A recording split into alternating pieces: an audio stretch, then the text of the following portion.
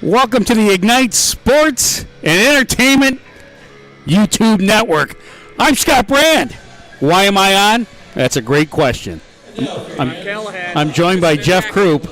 Can they hear Jeff Krupp? Let's hope not. Tom Callahan is on his way to the arena, so that's the good news.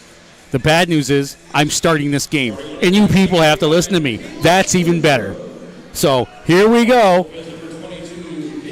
Tonight's game along the lovely Chattahoochee River. We're right next to it. We're in the practice building. It's a sold-out building, by the way. Thank you, Mr. Brand. Good job. Anyway, getting some notes here from my producer, Steven. Steven's back, by the way, next year, or from last year, so we should have some pretty good stuff. But anyway, Scott Brand along with you. We're going to start the play-by-play. Tom Callahan will be here. He'll be much better than I am. The Zebras have taken the ice. You hear the crowd giving them the good Southern welcome like we always do, where they yell boo, which in the Southern talk means we love you. So we've got that going for us. Now the Mississippi Seawolves, new team this year in the FPHL. Resurrection of an old SPHL franchise, a very successful one until the hurricane hit the area and then wiped them out. They were without hockey, had to surge here for a little bit, but now they're back. Good to see Mississippi back. And we've got another team to beat up here, at least your Cleveland River Dragons do, so that'll be fun too. You hear Hell's Bells, you see the Dragons come on the ice, the best two mascots in the Federal Prospects Hockey League.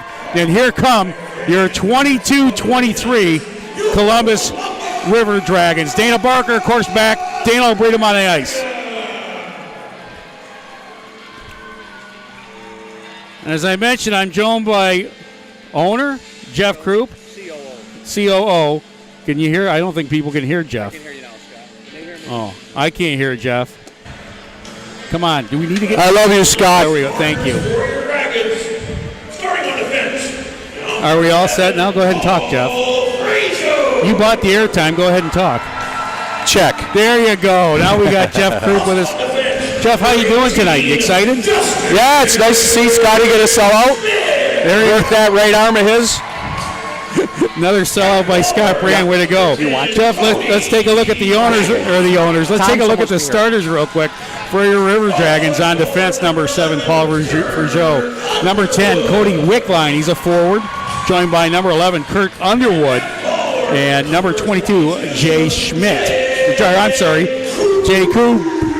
Justin Schmidt's the other defenseman there, fans. And Garrett Johnson, the youngster, in net tonight for your Columbus River Dragons. Scott, Jerome Bouchard was over here trying to horn his way in on the broadcast. Well, Jerome's not on the bench tonight. He's decided he's going to take a look up here and take a watch. We got to make some cuts still. We have a couple of really tough decisions to make because every single guy on the ice can play in the league. So it's going to be challenging to make decisions. Plus, there's guys coming down over the next couple weeks. Of course, me being cut after this broadcast won't be an issue.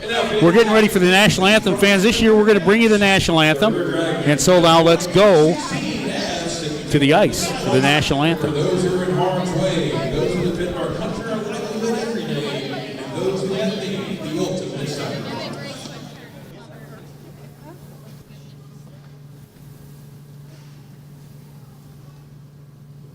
The River Dragons, thank you. And now remain standing for tonight's National Anthem, performed by Alexandria Hicks.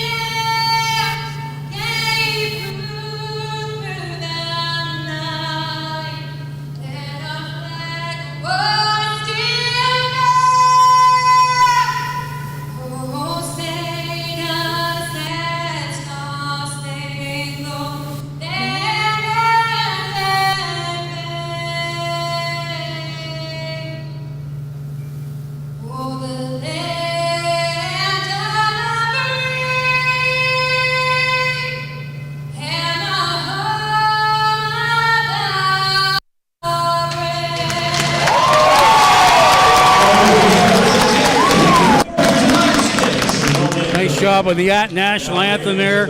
We're getting ready to go. Jeff Group, FPHL, 4-man referee system.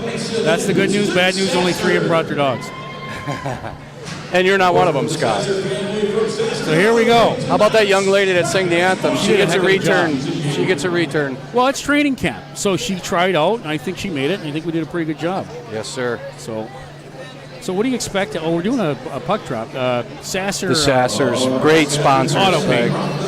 They don't come any better. They're great ambassadors of what we're trying to accomplish here. Both teams, they're just can't say enough about Beth and Danny and the kids, and they do a great job. They do a great job. They're here tonight doing the ceremonial faces-off, and also another big group. We failed if we would be wrong and we didn't mention Buffalo Rock or Pepsi, as the rest of the world calls them. But Pepsi here, huge sponsor for us. We want to thank Pepsi for being here. We want to thank all the sponsors. By the way, we've got a cornucopia of new sponsors that come on board, and we're going to wait for opening night. Yeah, if you're a cola drinker, it needs to be Pepsi Cola. They sponsored us even before they had pouring rights in this building, and Trent and Christian and Keith Dedge and the rest of their gang are just behind us 110%. It's 7:02. It's face-off time. Here's Kirk Underwood from the draw, and he wins it back to Schmidt. Over to Frigeau. He'll back up into the zone. Back to Schmidt. Schmidt looking for an outlet pass. He'll throw it across. It gets intercepted. Bounces back, but he gains control, and he'll try and chip out of the zone where Krupp gets it to neutral ice. Here comes Mississippi in over the line. Quick shot. Glove saved by Johnson, and he makes his first professional save. Yeah, you can see some nerve. Oh, here we go, Scott. And we get some pushing and shoving early. And the fans here in Columbus don't like that. So cooler heads will prevail. And fortunately, you could see some nerves on the guys there a little bit. Schmitty really, really excited to get playing. And it's nice to see a gentleman of his age that excited. And Paulie Frigeau, who missed a lot of last season and just really worked his tail off to get him in a position where, he's going to help us win this year. Dalton Anderson in to take the draw. They'll lose it back to the point. Mississippi a shot, and Johnson another save. And so, young man, again playing his first pro game. Yeah, he's a young kid that's come down to help us out until we get our feet underneath us with a second goaltender. There's so many goalies up with us starting before the other leagues. It's made it a battle, but maybe he surprises everybody and wins a job. Here's Mississippi. They'll dump it in the far side corner. Heavy hit there. And that's Riley. Riley trying to grab a bouncing puck. He can't. Nobody gains control of it. Finally a quick shot on net. Net's turned away by Johnson. Behind the net, Anderson loses control of the puck. Mississippi picks it back up to the point.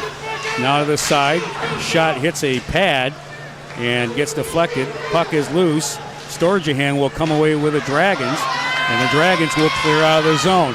If I don't give the Mississippi numbers, they don't have them on their sleeve, folks. I'm on the end. The camera you're watching is in the middle, so this is really going to be messed up. Plus, I suck. So you got those 3 factors. Puck's bouncing around the neutral zone. Nobody can get a hold of it. Finally, we come away with it. Try and get it in deep and can't. Mississippi cannot clear out of the zone. It's bounced in. It's kept in there by number 5, Cal Brell. He's behind the net. We'll feed it back to the point. Quick shot. Does not make it through traffic. Puck is loose, and the Dragons are able to barely keep it in, and they'll dump it in behind the net. Back there first is a Dragon. That looks to be Jake Cox. Cox with it now. Tries to steer up the boards and can't. It goes back behind the net. Sam Jones for Mississippi will take control of it. Puck is now just bouncing around. I think we forgot to ice him over the summer, so we might be playing with a little bit of a basketball. Teams will go for a line change, and behind the net, your Mississippi Seawolves, or Doggies as we'll call them because they're one of our arch rivals now, will try and head out of the zone. Mississippi able to chip it out, and we get a whistle, and do we have a too many men on the ice already, or they're saying it hit a guy on the bench? I think it hit a guy on the bench. We're deciding where the face-off was. And Jake Cox had a really good first shift there, Scott. First Columbus-born hockey player to play in the FPHL. We're pretty excited about him. He works really hard. Good kid. We're looking for big things from him. So again, I'll try and remember my bearings with the camera opposite of me. But back to the point, a quick shot and that's steered aside. Mississippi gains control. They'll chip it back out. And the Dragons gain control. Well, now they lose control. It's number 9, Grant Mentis. Fans know about him. Very good young man trying to get make this Mississippi squad. He's on the line, a quick snapshot. Johnson makes the original save, covers up the rebound. It comes loose. But thankfully, the official loses sight of it, blows the whistle early. That was a quick whistle. Yep, and we'll have a face-off circle right to Johnson. Yeah, the ice is tilted a little bit right now, Scott. We're trying to get our sea legs going. You can see we're a little more nervous than they are for some reason. Well, you're playing in front of this hostile home crowd. It's sold out. No, it's a great crowd here, and absolutely love us here down in Columbus. I'm sure they love them in Mississippi. We'll learn to like them. We'll learn to hate them here. They love us in Mississippi. Everybody loves us. Dalton Anderson, he loses the draw. It's back to the point for Mississippi. They'll ring it around the back of the boards here. That's 21 Finch. Finch will lose control of it, and the Dragons will chip it out into the neutral zone. Puck will go all the way down. Icing is negated. As they say, Mississippi could have got it, and indeed they did. Behind the net, Dalton Anderson digging out in the corner there. He's got partner there. I can't even pronounce Jenkins' name. Back to the point. Jelinski back to the point, a quick shot, and the rebound comes all the way down. Johnson comes out of the net, clears it. Thankfully, it's knocked down by Paul Fougeau and kept in.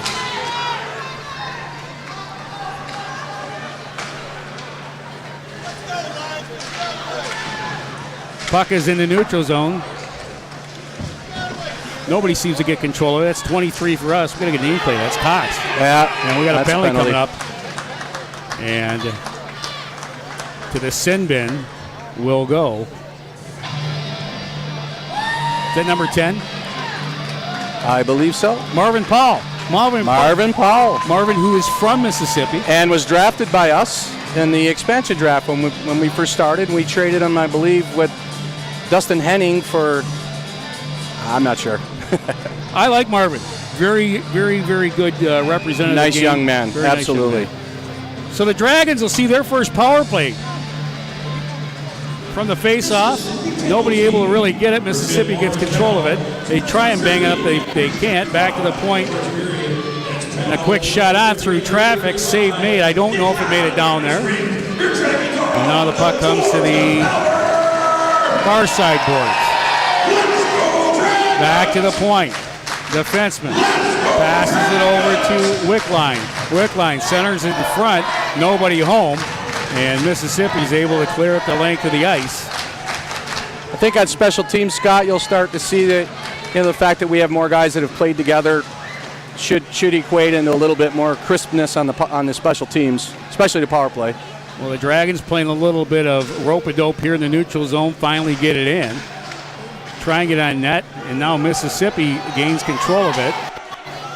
Wicked slash there on the stick, and Johnson's going to cover up. Probably a good thing here, Jeff, because the Dragons are not making their passes, but no, it's the 4th day of practice, so let's not get all worked. Well, it's the 3rd day for Mississippi, but I think the guys are waiting for Tom Callahan to get here and take over the reins. Well, that's probably it. He doesn't want to get you too excited. Trevor Finch, former River Dragon. You mentioned him a couple shifts ago. Good work, hard-working kid. I think he's out there on the ice right now. Isn't he 21? Is that him? Could be. I brought my wrong glasses. Those numbers are horrendous. I'm just making numbers up. On the near side boards, Dragons will dump it in the far side corner. Back to chase there is Storjahan. He gains control of the puck, stops on a dime, tries to make change. Can't find anybody to pass it to, though. Goes to the far side corner. Back to the point now. Now to the near side corner. Puck is bouncing around, finally controlled by the Dragons. They'll try and chip it back to the point. And really, the Dragons just playing dump and chase and trying to get it first. Not much of a power play, but nope. We haven't really worked on it. Neither team has worked on it. Here's a quick shot. That goes wide of the net. And that puck will come out. And the Dragons will have to recruit with it's 11 seconds left on the power play. We'll go for a line change. Mississippi's going to get a change of the puck, and what do we got? Too many men? It looks Saw like Dalton Anderson there last shift, Scott. He looks great. He lost 20 pounds over the summer and was a little disappointed and end of the season, ended up in the stands in the big games, and he's looking to make his mark this year. And I think we've got a 20 or 30 goal scorer on our hands there if he gets the right opportunities with the right guys. Well, indeed, a penalty's been assessed to Mississippi for too many puppies on the ice. So that'll put him down 4-on-3, but only for 7 seconds. I don't know if I like all the too many men on the ice. I heard Tom Callahan is in the building. You know what? I'm not giving up the position. He can wait. He can wait till next season. Puck's cleared all the way down the ice, and here's Paul Frigeau. He's got the puck. We're back to 5-on-4, by the way. Georgia power play. And the Dragons do a nice job of going off sides. Always nice to go off sides when you're in a Scott, I think your time with me is winding down here. Is there anything you want to talk about before I leave? No. You're not getting a raise for the sellout, but great job getting the fans in here. Our staff did a great job. You owe me a deluxe Everybody car worked their wash. tail off, and the Civic Center staff who put up with a lot to be able to make this game happen. Puck is fired in on net. Easy save, and now Mississippi will try and clean it out to the point they can't get it. Quick shot by Frigeau, and a save made, rebound to the side of the net. Mississippi able to clear it out, and they're going to clear it all the way down. And the Dragons are going to go for a wholesale line change. 1:22 left here. 0-0 score, 13:50 in the first period. We're glad you joined us on the Ignite Sports and Entertainment YouTube network. Coming out of the zone, Frigeau doesn't like what he sees. He'll circle back. He's got a man chasing him. And then he gets it up the boards to Helbrecht. And we've got another. Scotty, you can use this break for a big segue, I think, here. I think we've got another power play. Look who's here. Straight from Arizona. So, oh, wait, he's got his own headset. 5-on-4. We're going to go 5-on-3, a power play. And we're waiting for the big announcement. Another too many men on the ice on Mississippi. Wow. Undisciplined hockey. Wow. Yeah, so, they don't. A lot of guys don't know each other, and I'm waiting for a tag team. Folks, this is like WWE. At some point, I'm going to get the tag ropes. 5-on-3. Buck is actually won by Mississippi, not able to be kept in the zone, and dumped in the neutral zone. For the Dragons, Storjahan will circle back. 5-on-3 right now. Storjahan up the center of the ice. He gets it, tried to make a weak pass. Gets the puck back, fortunately back. Gets it over to his defenseman partner. A shot, save, rebound. No indication, whistle blows, and that'll put an end to that shift there. And I am extremely happy to welcome the new voice of the Columbus River Dragons, Tom Callahan. Hey, Tom, welcome. Scott, how are you? Good. You want to go over Thank you here? for having me. That way you can see this end. I can, I guess. You sure. want to know the names? I just made them up. Okay, yeah. That's. You know what? This reminds me a lot of Dayton, Ohio. I called an entire game, only one game ever in Dayton, where literally the Dayton Bombers, they were called at the time, came straight at me for 2 of the 3 periods. One guy, his name was Costa. I don't know if he actually had the puck the whole game, but he pretty much had the puck the whole game for me, because that's all I knew. They were coming straight at me, so he had a heck of a game, that guy. I only announce guys whose names I can pronounce. So. Fair enough. Unpronounceable Ontario. By the way, we're the teal team. Yeah, we're on 5-on-3 power play here, huh? We are. We're not very good at it, but we're on it. Oh, hey, 5-on-3 is the place to be. We got 26 seconds left to go in the 5-on-3 man advantage. Just past 7 minutes gone by here in the first scoreless draw. Little Columbus preseason hockey action for you. All right, River Dragons are going to go in and try to set things up here in the corner. Quick line on the far side with a wraparound attempt. That is stopped and held. Scott, who's the goalie? For them? Yes. That's a fair question. It's the guy with the pads on. It's Thomas Proudler. Thomas Proudler. They could have 6 out there, man. They could have just... Well, they've been nailed for too many men on the ice in a row. Oh, my goodness. One to put them down 5-on-3. Oh, that'll... So, yes, they've had 6 on there. Coaches will be pulling their hair out with that. In the preseason, though, it's understandable. You know, you're still trying to get your combos together. You're still trying to get guys to learn to play with one another. Some guys won't be here, quite frankly, another week or two. But understandable. So right now, 12 seconds left in that 5-on-3. Well, and what Mississippi, so Phil Esposito, coach, has a veteran in the Fed. He's got his goaltender over making a phantom repair. They're cheating. Which I don't blame them because I do the same thing. By the way, folks, we're having fun with this broadcast in case you couldn't tell. It's a preseason. We're just warming it up. It is preseason. It's the old so I have a great one. There was a equipment guy who used to work in the minors. His name was Brian Pataffi. He always had a phantom skate on the bench. And Pataffi, when you needed a timeout but didn't have a timeout, would just very slowly walk off the ice with one skate that belonged to nobody. It was just on the bench. And he would just make his way off. So that I also have to mention, by the way, Ben Leshaft told me to look out for you. Really? You worked within the referee program. He and I, speaking of Augusta, I spent 4 years in Augusta, Georgia, calling games for the Lynx. I've been in Columbus before, back in the days of the Cottonmouths. So back in the East Coast League, I've been around Georgia hockey. So it's nice to be back. Now, you had a stint with that other team in Nashville, right? I did, the Predators. Oh, Yep. I thought it was the Ice Flyers. No, South Stars. It was National South Stars. There you go. Yes. All right, draw coming to the left of Proud Luck here. Still 5-on-3, 12 seconds left to go in that. We have 7:13 gone here. And, that's cleared all the way down to rolling puck. Johnson's going to handle it there. Southpaw netminder. We'll just leave it at the hash marks. So we're going to go to 5-on-4 for about a minute here. Columbus on its way up the ice. Petrantonia in with a shot, and he is stopped. Paddle down save there from Proud Luck. And he's going to hang on to that one as well. So here's something for you, Tom. Obviously, we didn't get a production meeting. Camera's in the middle, so the fans are seeing this camera angle here. Okay. So, of course, we got the end. We're in the end zone, man. So nothing like welcome. Hey, welcome. Let's try and make it the most difficult we can to welcome you to the Federal Hockey League. I can get over the hurdles. That's not a problem.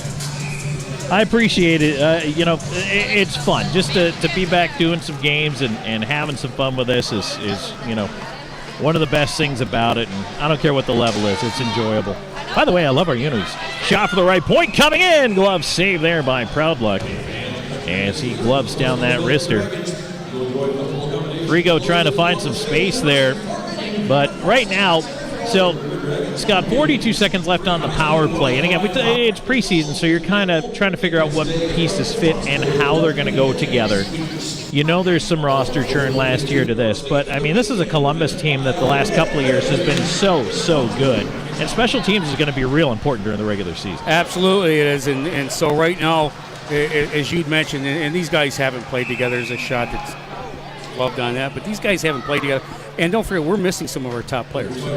So they're all sitting down there at the end. And so, it's guys are trying to get a job right now. Sure. Special teams will be important. Normally, we're very good at special teams, except when we play Port Huron, they always score 3 short-handed goals against us. That's good to know. Yeah, I'll have that on my notes. Jake Cox in to take the draw. He'll spin it over to the right wing side. Cabral taking it in behind the net for Columbus. He'll try it back in the right wing corner. It's pinned up over there. Another chance to clear Frisbee down the ice by Mississippi. It's going to bring us down to 13 seconds to go on the man advantage. Still scoreless here in the first period. 8:20 gone by. Pass picked off at center. Mississippi will clear it back down again. Once again, the River Dragons trying to reset. Forecheck pressure, big time short-handed here. 2 men deep. And that kills off the remainder of the power play against. And so now Cabral is going to play it. A chip pass up the left wing side. A little too far there for Cerrone. And again, Mississippi on the regroup here. That puck is tipped into the near side corner. Big hit on the near side wall. That font is fun. It's real hard to read on those jerseys. Hunt can't keep it in for the Seawolves. That'll be sent out to center. Also, there's no number. Oh, there's number 6. Lucas Helland, written in at the last minute. There's a shot tipped in. They score. Oh, no, that one eluded Johnson on the glove side. The right hand catching netminder. That one, it was tipped off a defenseman in front, and that little wrist shot finds a way through there. So Hunt coming in, risks that one, and looked like it went off a thigh pad. Bad break here early for the first goal of the game. Mississippi's up 1-0. Well, no doubt about it. You go down, you have the pressure. You almost have, I think, we're at 4 minutes straight or 6 minutes of 5-on-3. You can't get the puck in the net. Mississippi comes down, fires the first shot, it goes in. Right. Hockey gods always do that to you. Yeah, it's always something. That goal right there, coming just shy of the 9-minute mark. The 1-0 Columbus now, Mississippi right back in to put on some more pressure. A chance in the slot. That one tipped up over top of the net. As Raleigh couldn't quite squeeze it through the traffic. He's on his own rebound, though. Raleigh trying to wrap it around the near side. Sends it up towards the right point. That one is held in. Boudreau trying to move it back down low. Picked off Underwood. Underwood moving it ahead. There's a break in for Krupp. A shot! And that one is stopped. Rebound in front. And another save there. And able to hang on to it is Proudlock. Wow. Big right pad stop on the rebound. Two beauties right there. Yeah, great opportunity. I mean, you get scored on. It's important you come right back, particularly early on in the season, so there's no quitting the team, and it's good to see. You know what? I appreciate the immediate pushback, too, because that's something. And this team, again, made a couple of deep runs here. They know what it takes to win a championship. They know what it takes to go through that playoff push. But again, some of the new guys here, I mean, you got to learn the culture. You got to get the feel around the team in the room as the puck is rolled back into the Columbus end. It's so important that, you know, you ingrain that in these guys early, because obviously the goal is, once again, you're going back to the final and you're going to win it. And that's so important. I love the immediate pushback from Columbus. Right now, Mississippi trying to turn it the other way here. And that one, pick up the announcement on the goal here.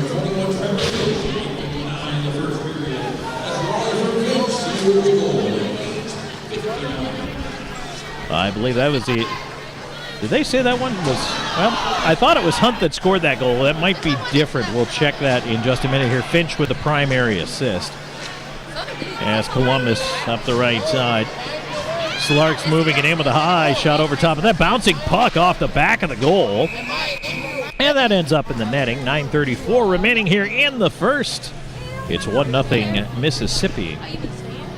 All right, Scott, so we've got this one preseason game here. Then 3-week essentially road trip, not continuously, but 3 weekends away from home before we come home. Let's talk about the home opener a little bit. November 11th. I mean, it's Veterans Day, so we've got that going for us, and so, you know, opening night in Columbus is always a huge event.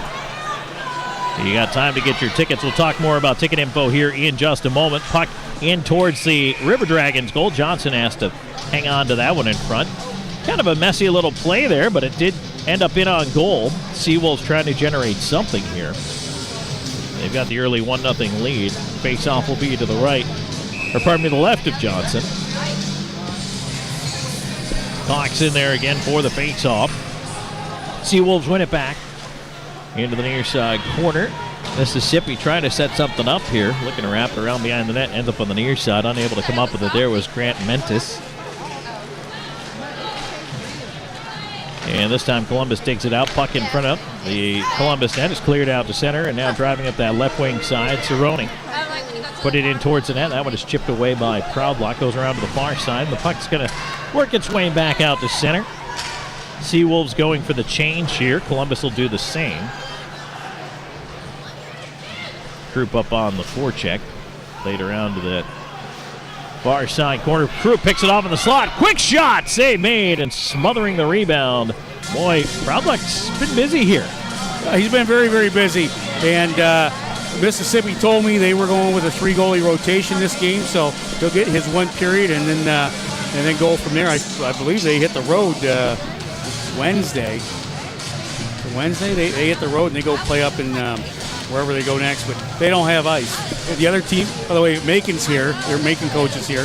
They don't have ice, so we're the only ice in the South. Oh my goodness! It's always something. I know you're going to hear me say that more than a few times as we talk about this, but I've spent so many years in minor league hockey. You know that there's always going to be a building availability issue, or just, you know, a chiller fails. Something happens. A Zamboni lights itself on fire. That's happened. Look it up. It's on YouTube. We've got a 1-0 lead here for the Seawolves. 8:25 and counting to go here in this opening frame. And now a chance here coming in for the right point shot, and that one is wide. That was actually more of a slap pass, I think, from Payne. Just did not find the mark. Mississippi trying to clear the puck and bounce through the line, and that's kept in momentarily. Now it's cleared out to center. Krupp trying to chip it back in. He does. Both teams will once again rotate the personnel out there. And now the Seawolves moving up on the attack. Schmidt, nice job sticking the lane there to tip that shot away to the near side corner. He'll stay on Raleigh, trying to move it away. And the goal was credited, by the way, to Raleigh. I know I told you earlier it was Hunt, but Raleigh's the goal scorer. Cleared back in around behind the River Dragons net. Johnson leaving it there. Good forecheck here. Mississippi very aggressive on this forecheck. And the River Dragons, man, 3 guys inside the blue line, Scott. But now they break it, and here's some pressure from Columbus. Right side, it's Anderson, and he had to take it away. Right back come Mississippi. On the left wing side, Schmidt back defending, letting his goalie have the shot. Johnson handling that wrister there from Honcharenko. And now attacking is Yelensky's. He'll cut in with a shot, and that is stopped and held by Proudlock. Is that right, or is that a hard J? Yelensky's? I haven't even had time to look at a pronunciation guide. I don't even know who the guy is. All right, that guy.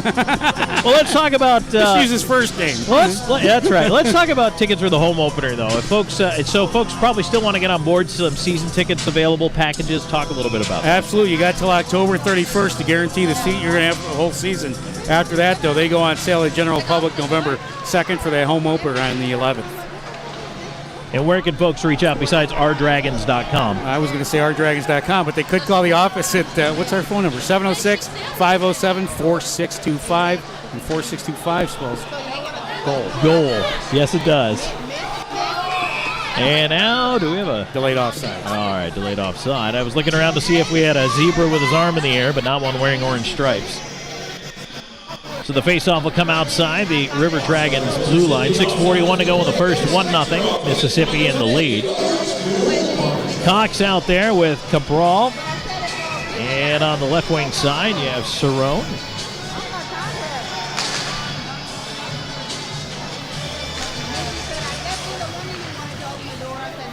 Mississippi able to control that draw. They'll just scoop it in on the backhand. Chasing it on the near side. Helmbrecht playing it around to the near side. Maratia trying to dig it out of there. Ends up in behind the net. Helmbrecht on it once again. Maratia looking to help him out in that far side corner. Puck tied up. Ends up on the near corner once again. Is Mississippi doing a nice job down low. Long wrister coming in. That missed the net. That shot from the left point. Couldn't find the mark. Columbus finally able to chip it out. And once again, Mississippi on the regroup. They'll fire it in. Johnson. Tricky play off the bouncer, just steers it into the corner.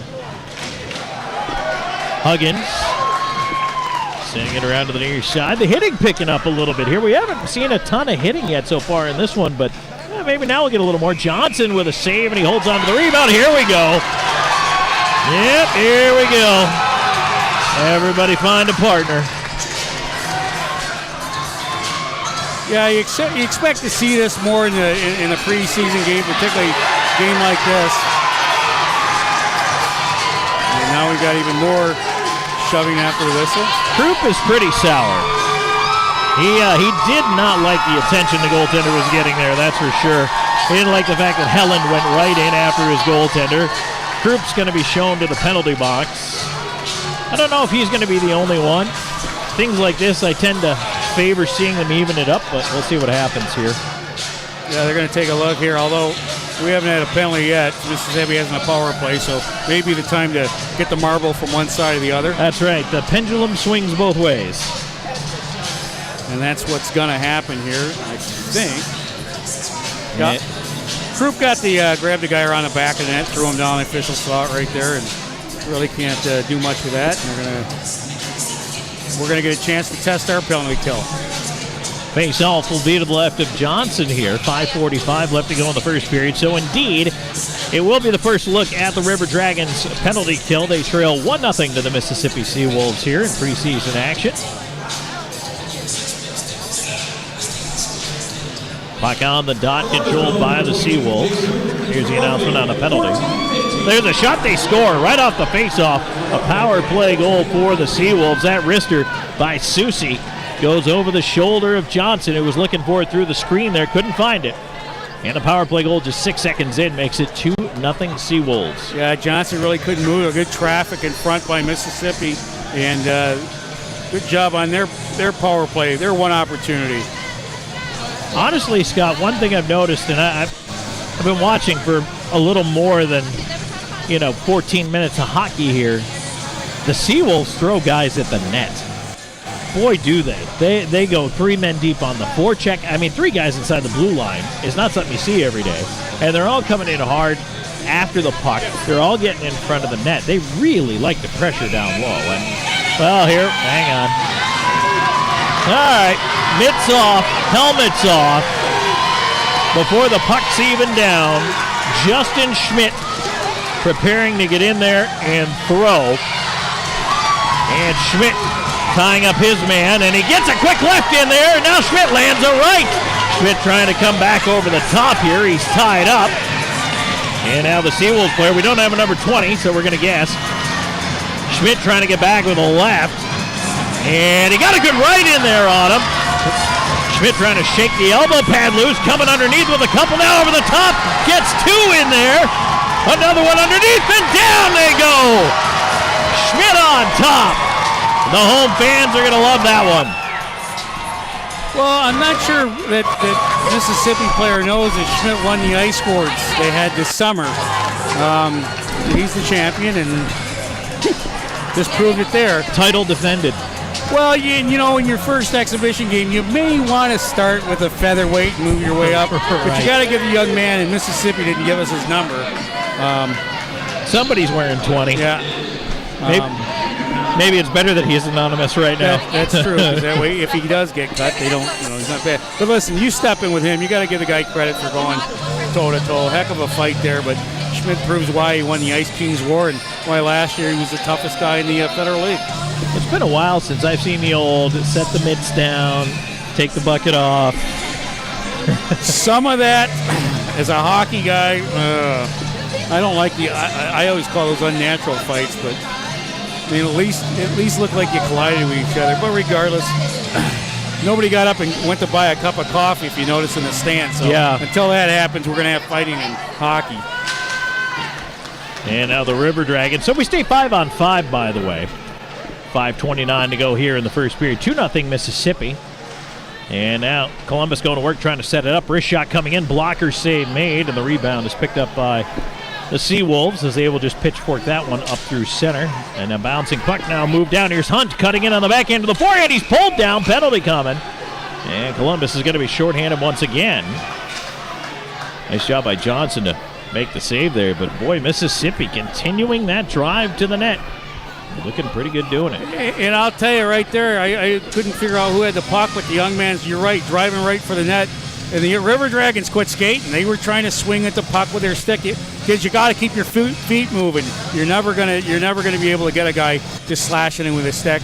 Mississippi's going to go on a power play. Little bit different team. For you fans who understand or remember the old Federal League, Joe Pace came from Port Huron. Port Huron did that run and gun, flying those guys up the winger. Mississippi, as you pointed out, Tom, they are absolutely crashing this net. Thankfully, from the face-off, we're able to drive the puck all the way down. And the puck sent the length of the ice. Power play goal scored at 14:21 in the first period. They announce the Seawolves power play goal will come back here. Seawolves are on their second power play. Well, it's been 20 seconds. They haven't scored yet, so that's good. But there's a shot from the point. That shot missing on the near side post. So Schmitz was the other player. Oh, no, you did say Schmidt. A shorthanded chance for Columbus going back the other way. And that one didn't quite work out, but nice job by Petrantonio. He continues to battle in there, shorthanded. Nice job tying up 2 or 3 guys. Wow, great job on the kill right there. Josh, a veteran of the league, played for us when we did the expansion team, Carolina. We brought him down here, and heck of a captain. You know, when you lead by example, it's an awful lot easier to get guys to follow you like that. You work hard on the penalty kill especially, not just 5-on-5, but shorthanded, that's a big, big thing to respect from other players. And a big thump in behind the net there as it ends up Mississippi setting the puck up, trying to work something on this power play with 36 seconds to go here in the first. We have 3:45 remaining in the frame, 2-0 Seawolves. They scored on their first power play. They're 1 for 1. And now Greco tied up behind the play. Did we get a penalty call here?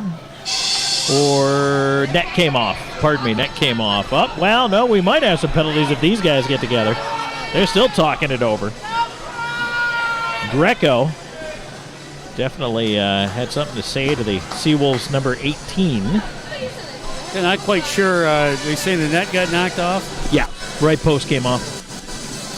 And we are, by the way, you guys watching, we're not at the Columbus Civic Center. We're next door at the youth rink. So that's the reason to sell out, but that's the reason that little tiny rink seats about 500. But great atmosphere in here right now. Tremendous. Mississippi chance on the power play. Johnson with a save in the slot. Here we go again. A little bit of a drive-by there from Helland in front of the net. Noah Weil got banged in the boards. He didn't like it. He's having words for Greco, who's going to come past him. So he stays on the ice, so maybe those two will want to dance. And now Mississippi going for a line change. Funny, I thought we were the home team. Now the ref put his arm up. Yeah, let the visiting team have it. Nobody. It's training camp for them, too. Yeah, absolutely. Got to shake the rust off. I'm even shaking the rust off here. The rust, the cobwebs, the cramps, everything else. I don't know. Another big hit on the near side. Turned over. Mississippi cutting in. Backdoor chance. A shot, and they score. A power play goal with just 1 second left to go in the man advantage. Honcharenko with a shot up over the left shoulder of Johnson. And Mississippi with a 3-0 first period lead. 3:11 to go here in this opening frame. The Seawolves power play is converted twice now. Absolutely. So, I got to think that they've been working on that during the short time, that the 3 days they've had. Not making excuses for the Dragons, but Mississippi looks a lot better. They look like they're hitting their stride early, although we still have a full season to go. That's you don't want to hit your stride in training camp. No, and blow it all out then. Puck tipped out of play on that far side. So, we're playing running clock now too. He swear he going on a diet over Yeah, a little bit. All right, sure. We'll just let it tick. 250, 249, 248, 247 to go in the first period. 3-0. Face-off is one back, and that is controlled by Columbus. Dumped in from center on the right wing side by Huggins. Seawolves trying to clear the zone. I will say this, Scott. It's been a bit of a seesaw. Like the momentum goes back and forth. Columbus right now trying to do something in front of back, and they score! There it is. It looks like it's Storyahan on the backhand. Puts it up over the shoulder of Proudlock. They finally find a way to solve Thomas Proudlock. And Columbus gets on the board. Well, and they needed that. Again, it's preseason, it's training camp. Let's not all get worked up over anything, but you need that to keep the game close, and you don't want to bury yourself in a hole, because then you start to second guess yourself. It does feel good to get that first one. He shoots. We'll pick up the call on the goal. River Dragons goal scored by number 4, Kelly Storjan. Assisted by number 21, Jagger Williamson at 17:30 of the first period. That's Storjan from Williamson. River Dragons goal at 17:30. Storjahan from Williamson. And now let's see what Columbus does with this momentum here.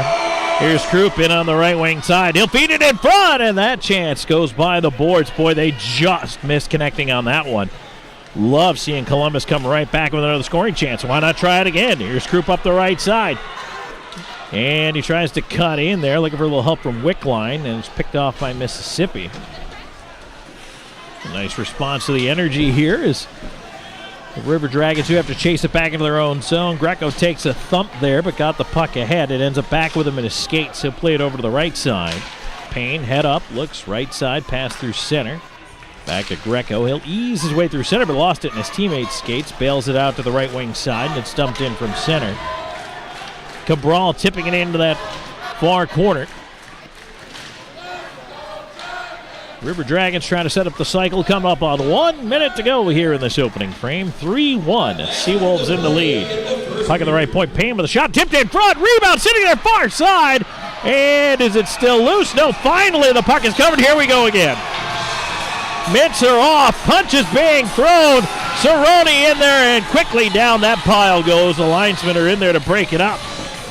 Cerrone got a couple in there on his hapless victim from the Seawolves. Well, he got knocked down after the play was over. Could have been a roughing penalty there, none coming, so he took the law in his own hands. And when you take your law in your own hands, you go to the sin bin, but you also become a hero. I'm not sure I'd send them both out at the same time. Not sure the officials you want to do this. Yeah, you gotta delay that a little bit. You know. And Tom, the setup here is they actually walk out of the arena through part of the parking lot here into the main building where both locker rooms are. So who knows what goes on once that door closes. That's so much fun. All these things you're saying remind me of stories of my time in the minor leagues. From when I was in the Western Professional Hockey League, I remember in Belton, Texas, the Central Texas Stampede, you had to walk outside. I've been there. San Angelo. I was actually a part of the San Angelo Outlaws for a brief period of time. You had to walk outside to a trailer that was your dressing room in San Angelo. So it's just it's so much fun. This is kind of dragging me down memory lane in a good way, and I'm really enjoying it. But man, I'm so excited. And I was talking about it earlier. And the play kind of interrupted, but I love the vibe in the rink right now, the energy here for the preseason game. It's an awful lot of fun. The fans are already into it. They can't wait to drop the puck on Veterans Day for that home opener. Stretch pass, and now there's a breakaway for the Seawolves. Coming in on goal, they score. A wrist shot buried over the blocker of the goaltender, Johnson. And boy, what speed from Honcharenko. They fed him up the middle, and he was gone like he was shot out of a cannon. Wow, what wheels. And a good finish over the shoulder of Johnson. Yeah, and Garrett Johnson's a junior player that's probably going back to playing junior hockey. Made the first 4 saves of the game, looks phenomenal. And now, youngsters, welcome to pro hockey, kid. Yep, that's it. 35.8 seconds to go here in this first period. It's 4-1 Mississippi.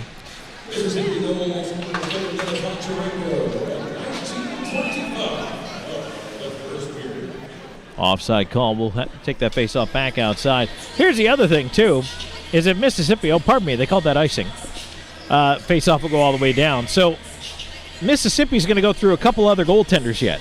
So you never know, Scott, what you're going to get out of any one guy in any period. If they are going to run 3 goaltenders one each period, you get one guy who's hot one period, the next guy might come in and just be completely ice cold. And yeah, it could be 3 different periods. You're absolutely right. Is again, fans, don't look at the fact it's 4-1, we're behind. Look at the fact that preseason hockey started. Absolutely. Well, and not only that, but I mean, these guys, they're learning. The systems are being plugged in right now. And what you look for, win or lose, you look for the effort, you look for the positioning, you look for what these players are accomplishing out there. And you know what? Some guys for Mississippi are having a good showing. Fair enough. And as Scott mentioned earlier, as we are out of time in period number 1, some of the best River Dragons players are not dressed tonight. And so they're having a seat to let some of the youngsters here, like Johnson, who had a rough period, gave up 4. It's 4-1 Mississippi, but that's how you learn. You got to go through that trial by fire sometimes. Absolutely. And this is the place to do it, not when the games really count. But, unfortunately, we're down by 3 goals. And we'll go into the intermission, and we'll lick our wounds, and I'll have a beer, and we'll figure out what they do. There you go. Hey, back in the Whipple days, some guys used to have a beer between periods. You're starting to scare me with these stories. Like, did we actually do any background? No, I'm just talking about all these things you've seen. Oh, my Did we goodness. actually do a background check? I should write a book is what I should do. I should write a book. And it would be wildly entertaining. But right now it is indeed a 4-1 lead for Mississippi after 1 period to play. Come on back for second period action in just a little bit. We'll return with more. This is Columbus River Dragons hockey.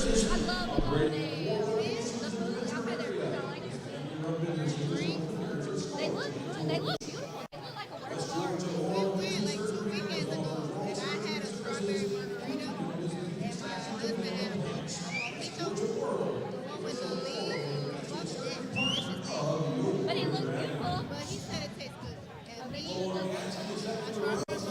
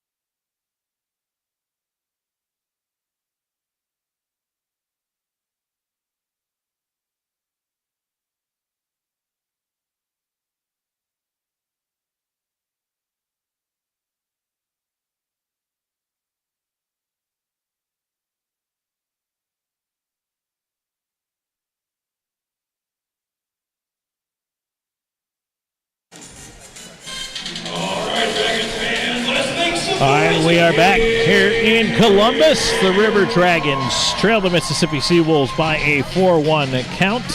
Tom Callahan, Scott Brand here with you as we're getting ready for period number 2. And the new goaltender in net is Greg Harney for the Seawolves. At least for now, Garrett Johnson continues for the River Dragons, the southpaw netminder in the far side net now. And so the Seawolves, couple of power play goals in that first period. They got a late one, 4-1. Columbus did manage to pick one up in the frame. We'll see how things come out here in the second.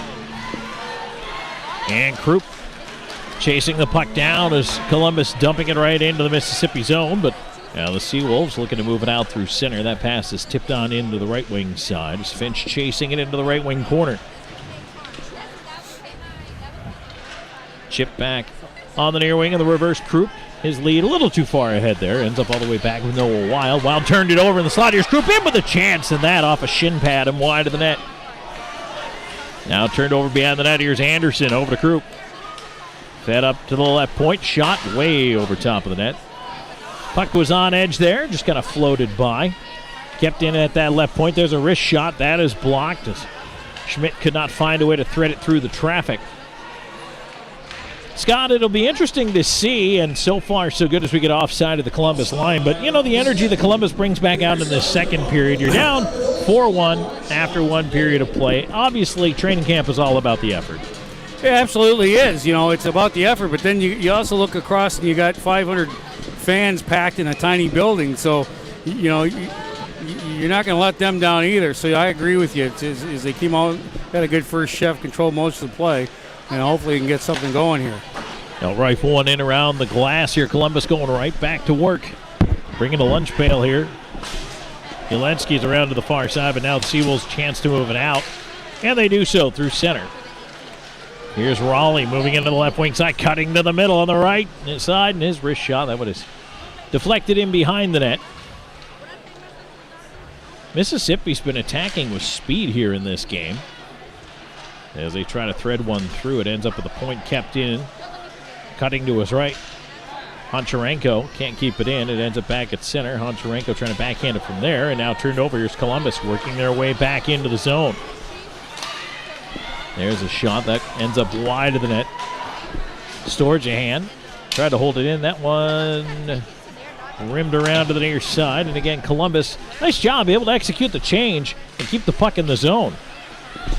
Cabral feeding up to the right point. There's a shot off a shin pad in front once again. Boy, Mississippi not only traffic in front of the opposing net, but in front of their own as well. They like to block shots.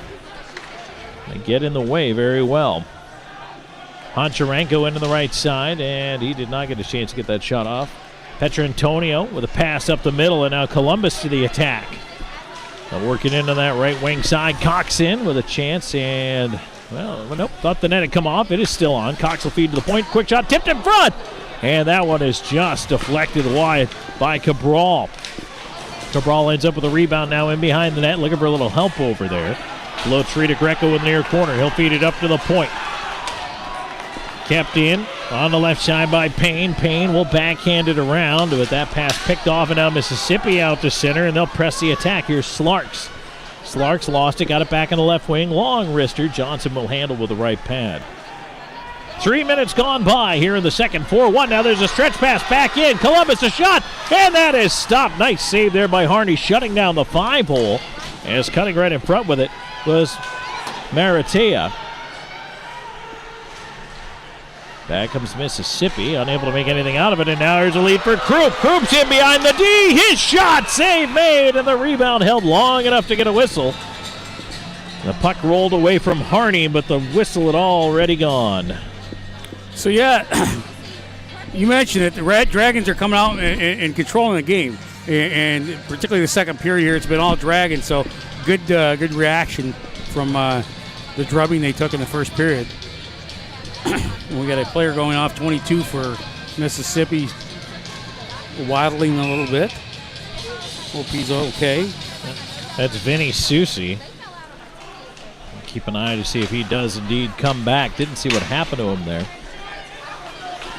As the River Dragons continue to go to work, here's Croup. Near side corner, tried to feed it in front. Oh boy, dangerous chance. Puck pinballs away though, and now Seawolves attack.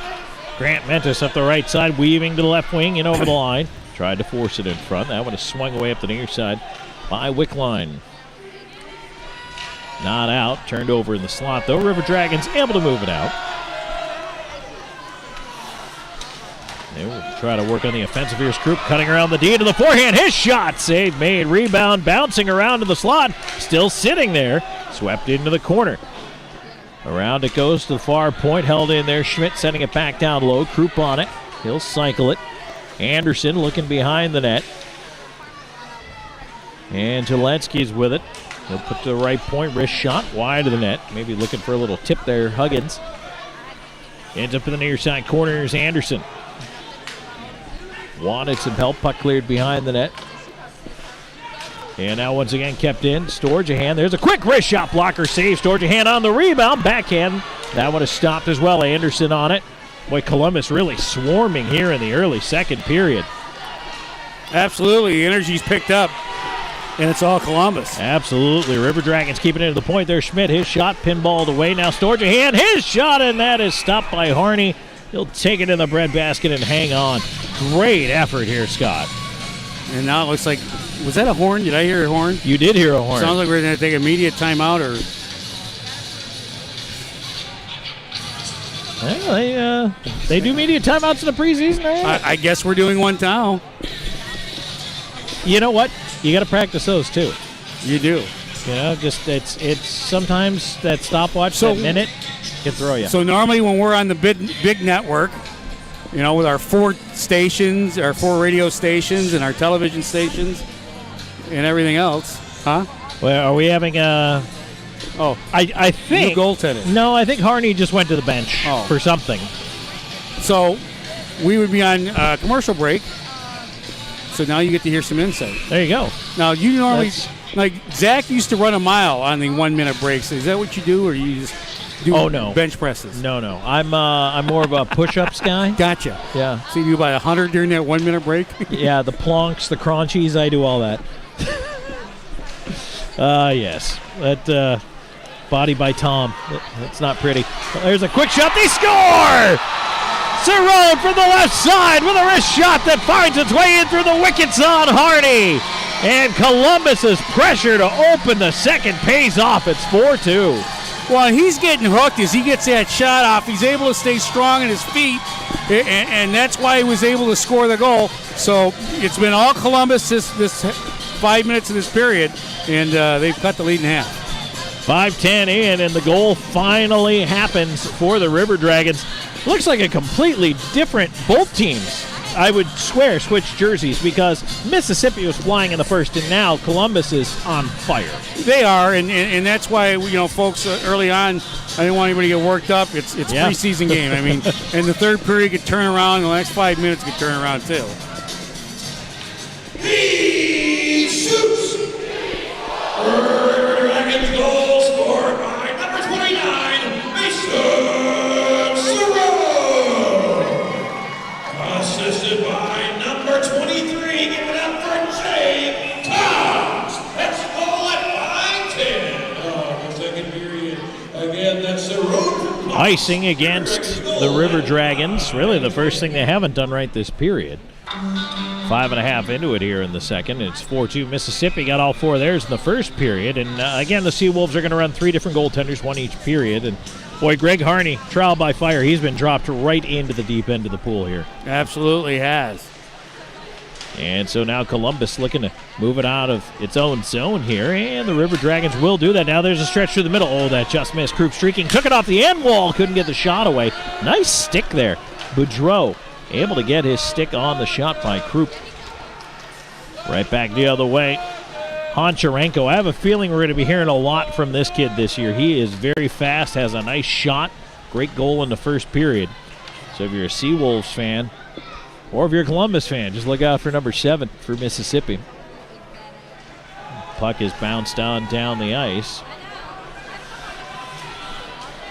And a big hit thrown by Greco. Turns it over. Pass in front. And a save made by Harney. Wow, what a series of events. Anderson right on the doorstep. Scott, you gotta look. That is the definition of a hit. Jars the man loose from the puck and is able to turn it immediately into a scoring chance. You're absolutely right, Tommy. I mean, that's the thing. There's one thing to throw a check just to punish a guy. There's another thing to throw a check like you're supposed to do. Separate the player from the puck, and I think he separated the puck, and possibly his shoulder from the other guy. I mean, that was a heck of a hit. I saw a pair of hockey socks in the corner. So now Mississippi will fling it on down. This will be icing against the Seawolves here. Exactly 6.5 minutes into the second period, 4-2. Seawolves in the lead, but it's been all Columbus here to open the second period. And the face-off will come down to the right of goaltender Greg Harney, who is starting this second period for Mississippi.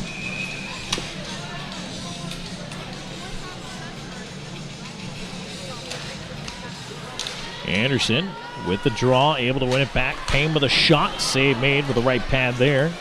As Harney kicks it aside. They'll tie up on the near side corner here. Jelensky's feeding it in front. Oh boy, that was tough. Boudreau had to pull the pin on that grenade and get rid of it in a hurry. Puck at the right point kept in. Wrist shot is blocked. And the puck still kept in. Nice effort there by Anderson. Here's Storjahan feeding it up top, high slot, back over to the right point. Wrist shot, block, goes up in the air, comes right back down to the skates there. Huggins keeping it in. Storjahan cycling in the half wall, puck bouncing in the slot. And finally Mississippi able to clear it. Boomhauer will skate it out. His long shot way over the glove of Johnson, who's had relatively little to do this period. Now the puck free at center, and here comes Columbus. Possible 2-on-1. A chip pass to the front, a roller, and that one is deflected away. Nice hustle on the back check from Jones to break it up. Now right back the other way, Mississippi. In over the line here. There's a chance on the right wing. Shot, they score. Oh my, the wrist shot there from Grant Mentis. And that one once again beats Johnson high. It's 5-2 Mississippi. And of course, that stings a little bit. Grant Mentis is a former River Dragon. Of course, always nice to come back in the old team's building. And oh, yeah. Hey, guys, remember me? Barry won. Yeah.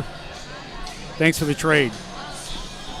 And you had mentioned earlier, I mean, you know, Johnson's a younger goaltender, probably going to go back to junior hockey here. And he's been beat high several times here, and that's just, I mean, that's the learning process of a young player. You know, you figure out what these things are, the shooting angles, and now you're playing with grown men. It's a little bit different setup, and things you will learn as you mature.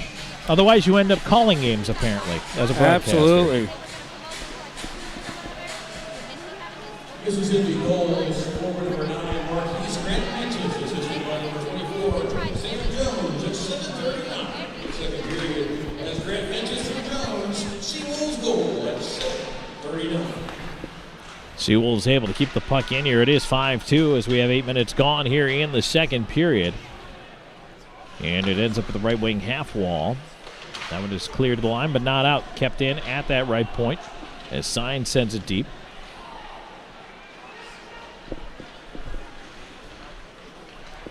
River Dragons looking to move it ahead here, and that one is tipped down into the corner. Rolling puck.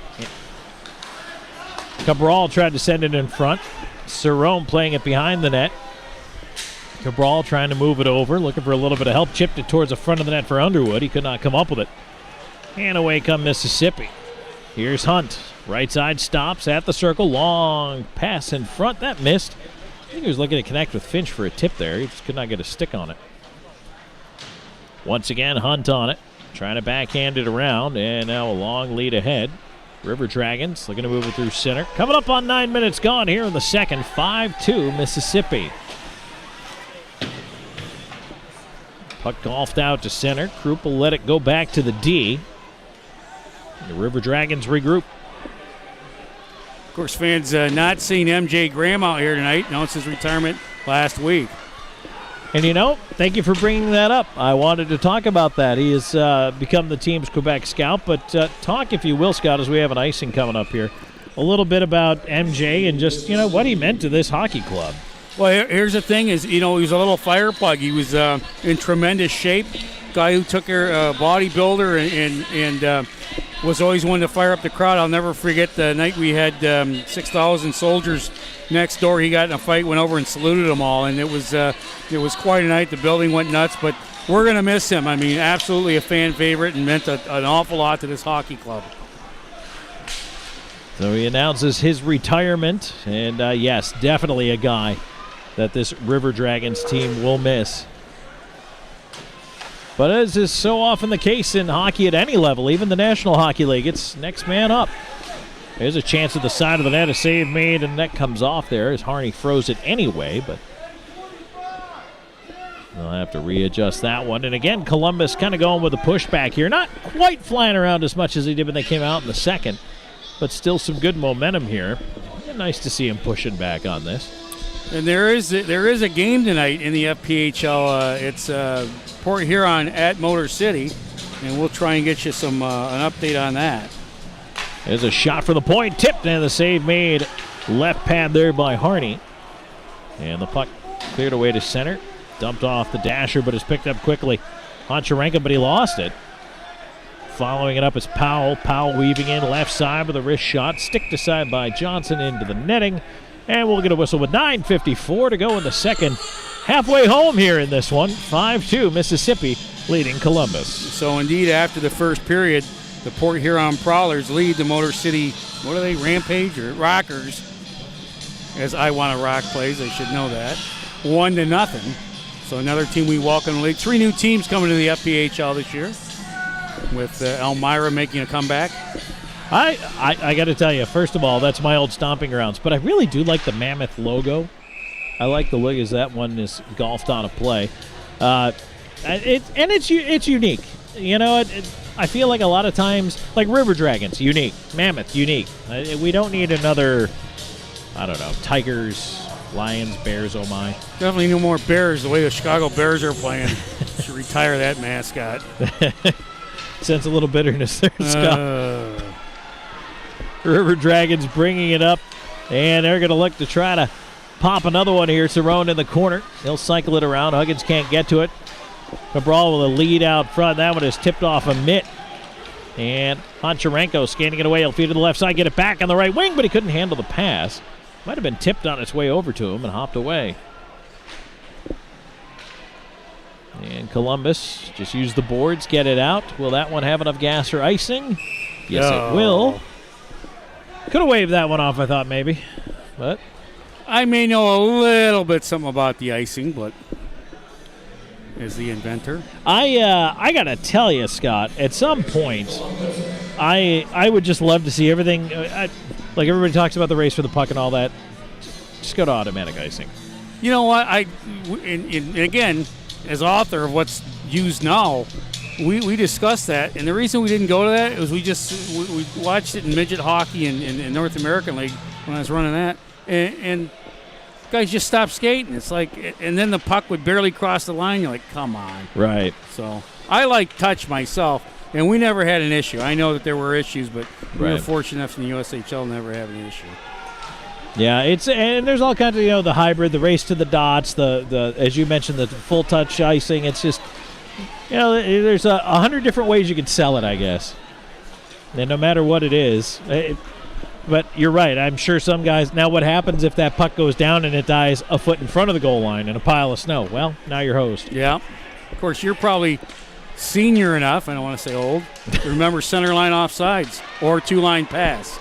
Oh, yeah, for sure. River Dragons come in, shot, and they score! That's Krupp! Wrister bar down! And they close the gap to 5-3.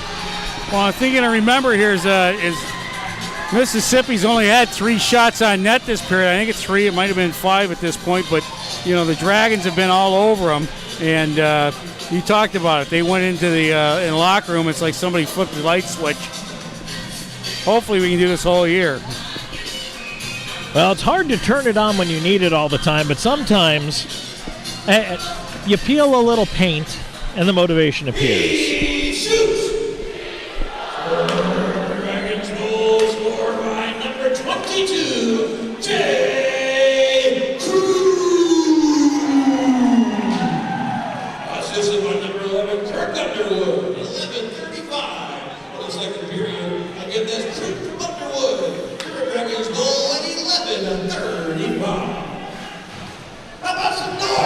Big hit on the near side here. A little bit slow to get up. It looks like he's all right there is Wickline. He'll head off to the bench. But the puck is kept in by Columbus. Here's a clearing attempt. And Grant Mentis able to move that one down.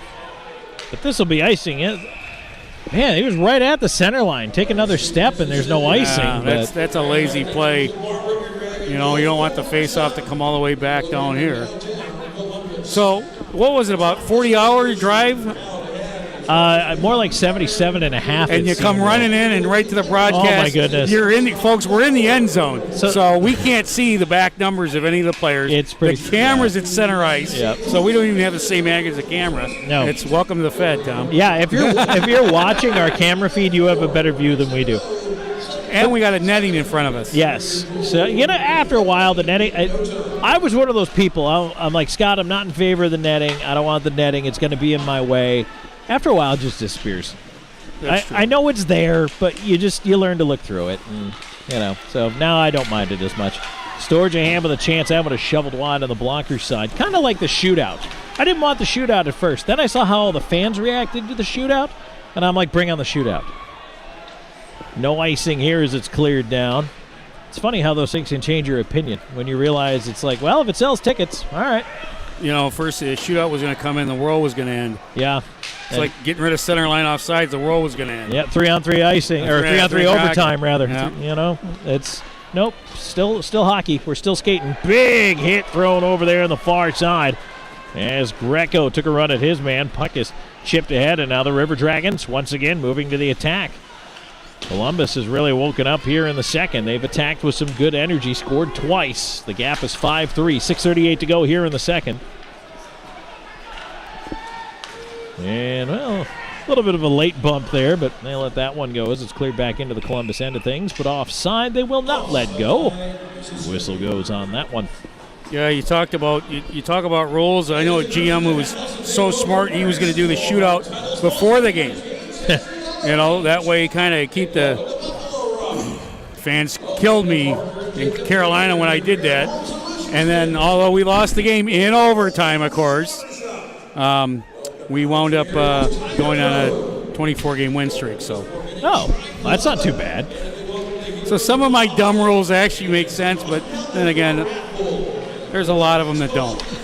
You know what, though? I mean, that's part of it, right? You have to sometimes change the ingredients and see what you come out with. Everything evolves, including the game of hockey. There's a long shot in on net. That wrister handled by Greg Harney, the goaltender record here in the second period. And Cox, I'm not sure if he was just trying to get a face-off there maybe, or at least look for a bit of a rebound, but gives this team an offensive draw and a chance to at least change the lines. Get everybody back together. A couple of shout-outs. Want to say hello to Baltimore, Maryland. I know Dad's listening up there, and, of course, Chicago.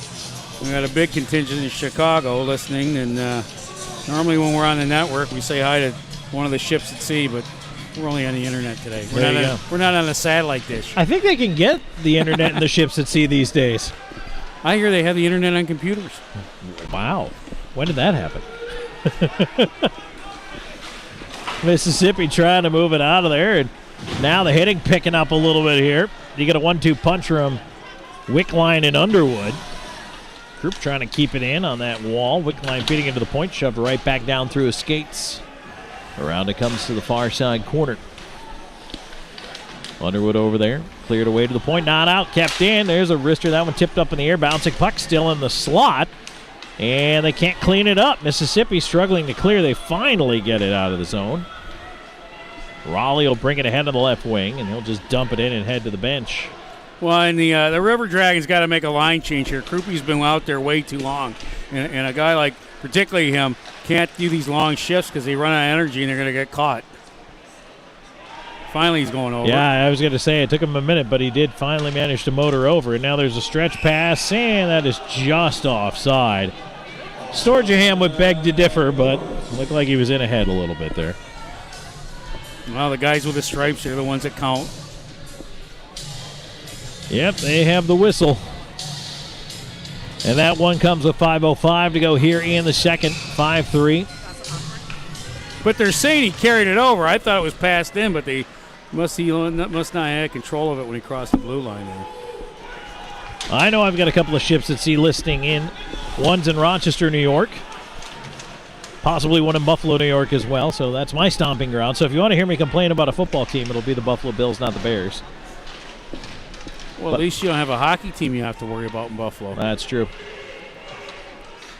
Scott, what's the difference between a dollar bill and the Chicago Bears? Not sure. You can get 4 quarters out of a dollar bill. Wow. 4.5 to go in the second, 5-3, and now we get a whistle and a cross-checking penalty coming up here. And that's to number 7. Is that Paul? Yeah. Paul earned that one. Listen, he cross-checked the guy on the ice right in front of it was in front of the front official who didn't get the call. It was the back official that made the call, the veteran, and not a smart penalty to take, but didn't like what the guy, he must have said something about his sister or something. Let me ask you, as a guy who has been so involved with officiating over the years, what would you like to see, or what did you instruct guys to do early on? Call everything, or find your zone? How do you kind of get into the year as an official? Well, I think if you don't start tight, you can't loosen up. So I think you start a little bit on the tight side, and then by the time you get to the third period, hopefully, the boys have understood the standard. Even if it slips a little bit, nobody's going to complain about a loose trip in a corner, in a one-goal hockey game. So it's okay to be a little tight early, but then you got to loosen up. Right now it's a 5-3 Mississippi lead. They have 2 power play goals in this one. Looking for a third. There's a shot, and they get it. Boy, Chris Hunt cruising down the slot. He was wide open and beats Johnson High once again. And Mississippi, that power play is death. 6-3. The Seawolves now on top. Yeah, I'm surprised at how well it's actually clicking this 3 practices in. I don't know if they've been practicing it. But we are going to see a goaltender change here for your River Dragons. And by the way, goal was not Johnson's fault. I actually thought the defenseman backed in, acted as a screen there. Still a nice shot over the glove. So as you hear the announcement there, Brendan Colgan into the hockey game. And that'll close the book for Garrett Johnson. He gives up 6. And just shy of 36 minutes of work. He faced a total of 17 shots, if the shots on the board are somewhat accurate. Right. Mississippi power play goals. Number 5, Chris Hunt.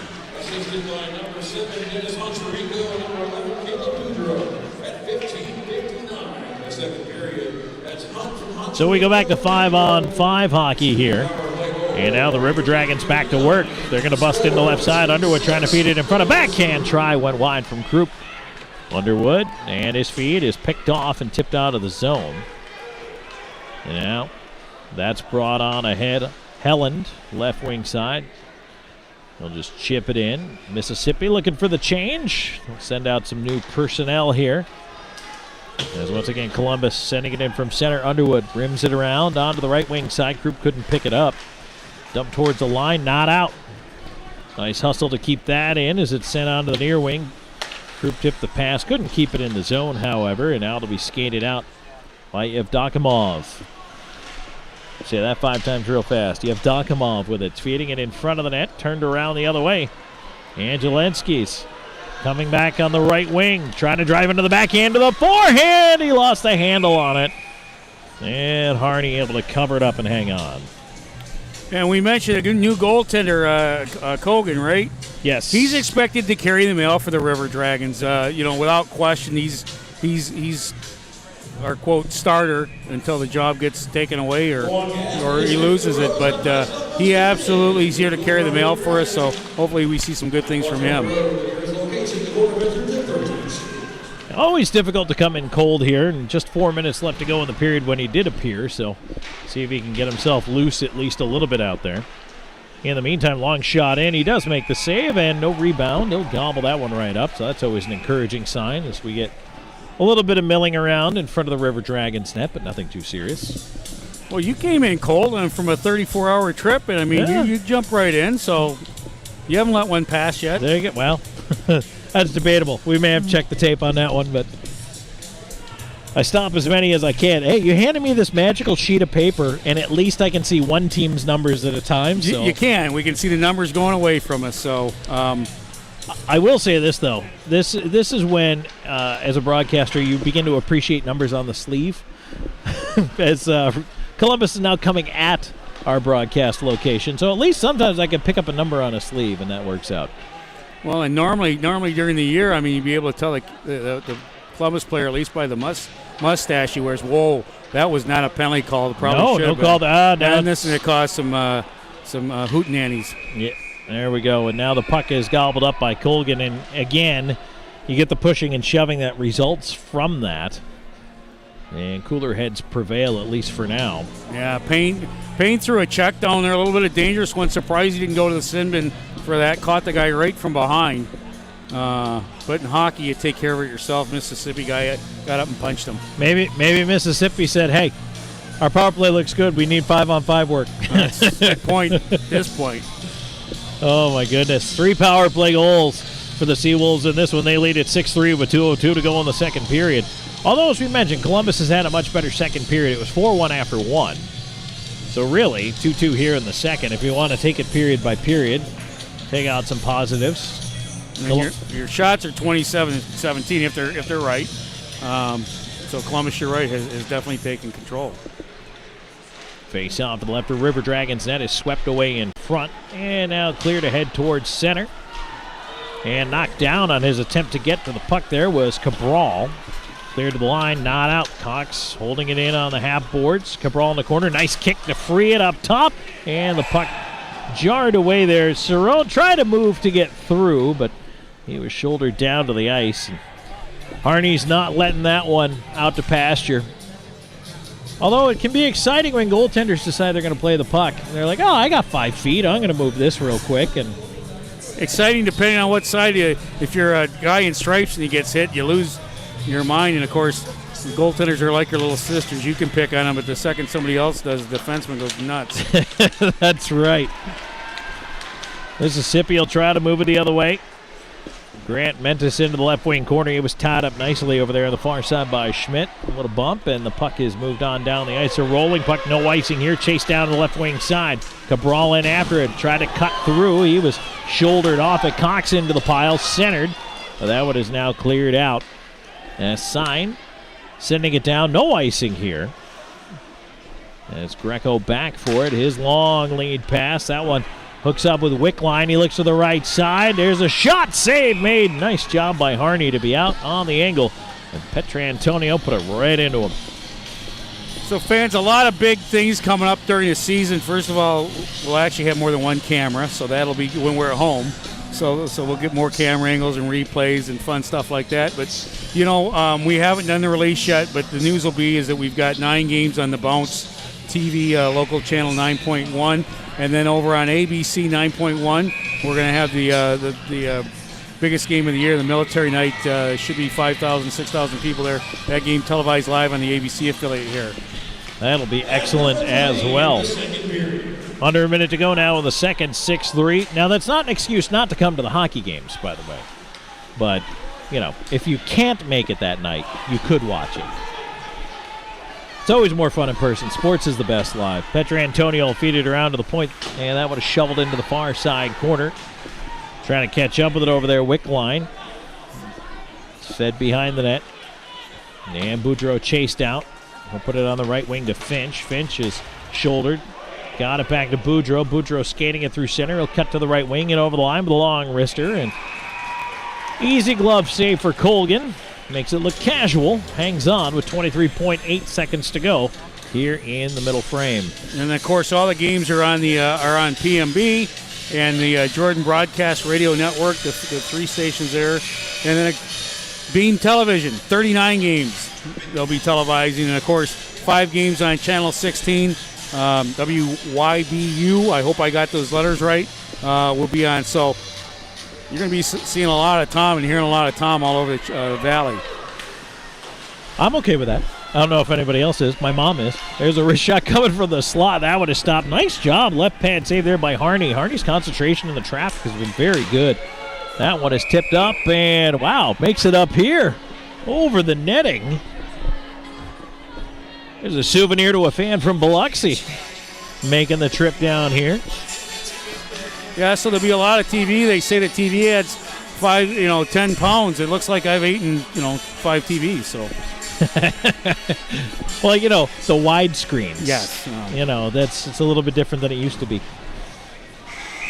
And that'll run the clock down on period number 2. So, Scott, we know just to go back to the schedule, Veterans Day, the home opener. 3 weeks on the road. It starts in Elmira, as we mentioned, and that'll be not this weekend, but the following.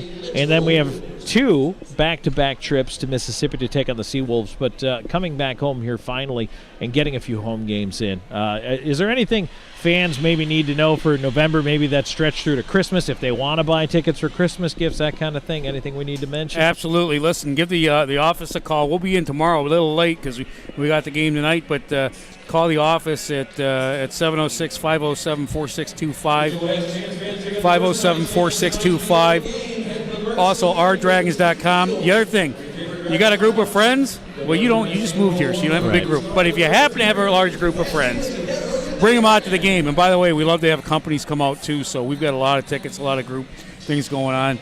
We can enhance any product or any program you want to come on out and enjoy the game. Employee retention is so hard these days, but a little bit goes a long way. And if you bring them out to a hockey game and they have a good time, that makes a difference. That makes a difference to the people who work for it. It absolutely does, and we've got some great companies. Vector Ply among one of them, Buffalo Rock another one, and Zomo Zippin, who's going to be fueling all those trips you're going on starting in 2 weeks. Nice. Love it. All right. 2 periods in the books. Mississippi with a 6-3 lead over the River Dragons. This is Columbus River Dragons hockey.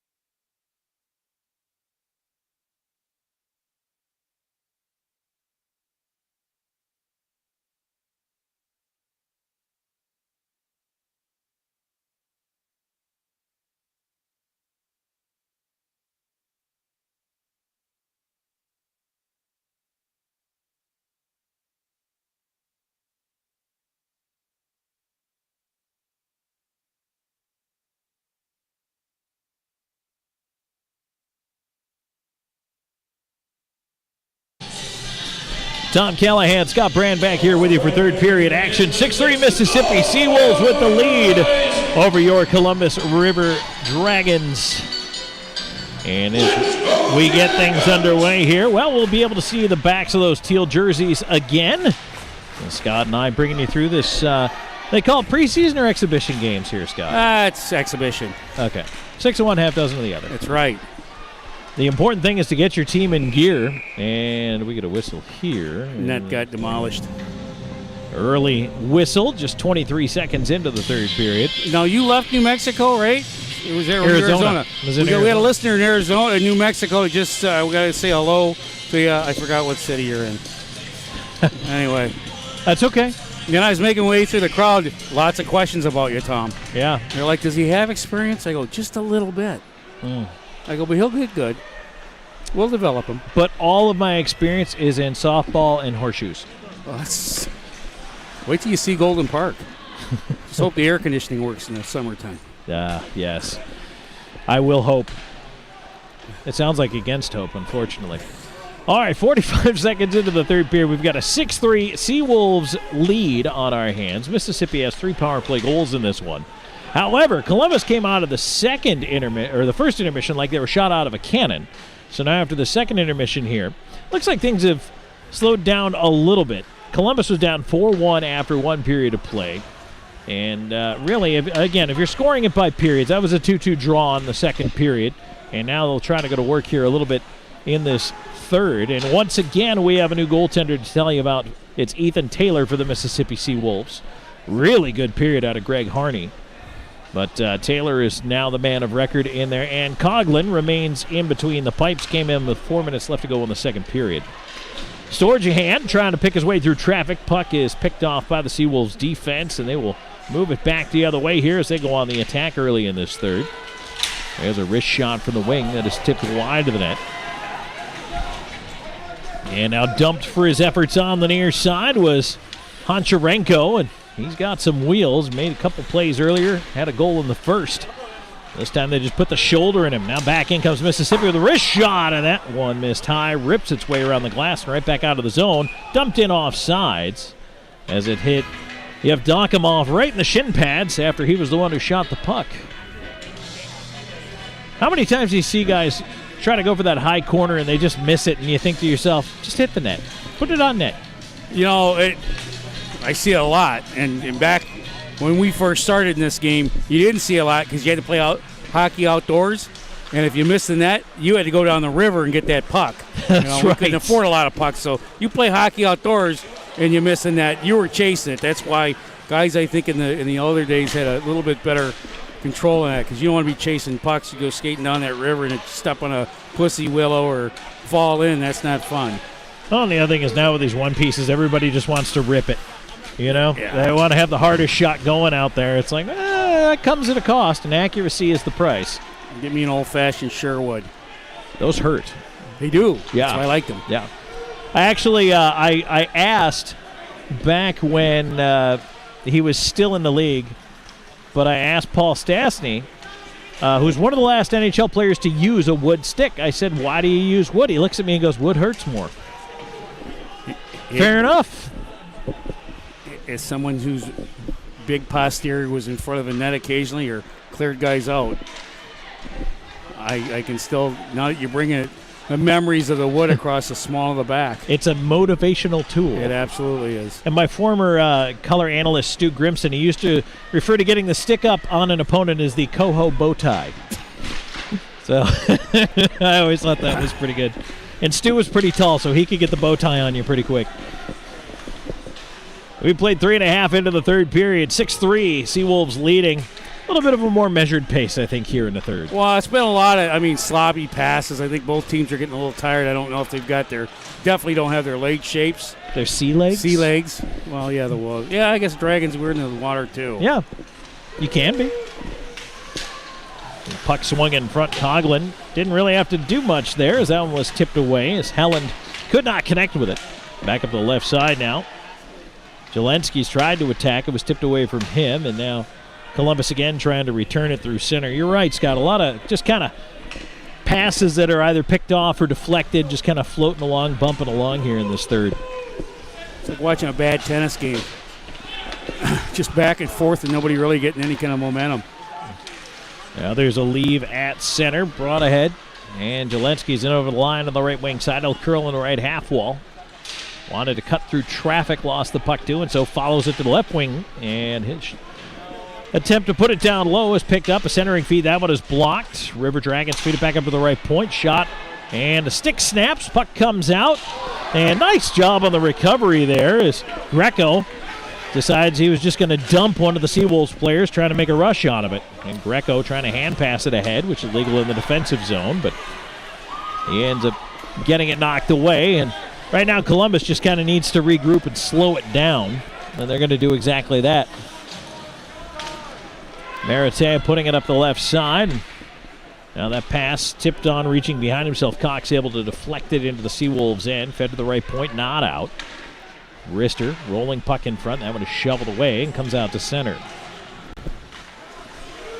Seawolves looking to break back in. There's a shot. Coughlin blocker save, and he's able to trap that rebound as once against the dangerous Honcharenko with a chance from the right wing dot. And you know what? I like Colgan's got the economy of movement and really vibe going this early in the preseason.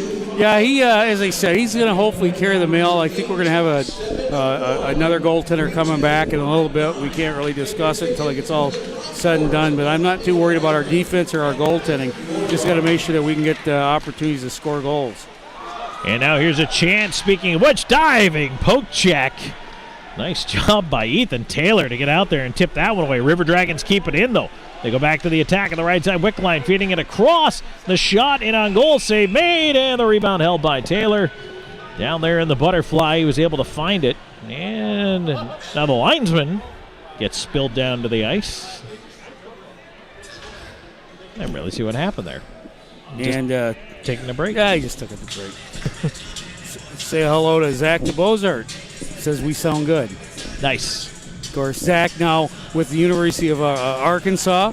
I don't know if they had to remove one or two T's from him or a chromosome so that he could work with Arkansas. But he's also got some big, exciting hockey news too. I mean, we love Zach here, and it's good to see him. I don't know about Arkansas, but I know I don't know if I can say which hockey team he's. Watch as it go around to the near side. Meritea after it. Nice catch. Oh, he got thumped. Puck turned over. Seawolves back in quickly. Wrist shot, and then it's ripped wide on the glove side, and it'll clear itself onto the zone. Grant Mentis tried to pick the high corner. Now that one right into the chest. Colgan will play it aside. Helmbrecht reversing it around. There's a shot from the point. Tipped, and that one went just wide. Ends up in the near side corner.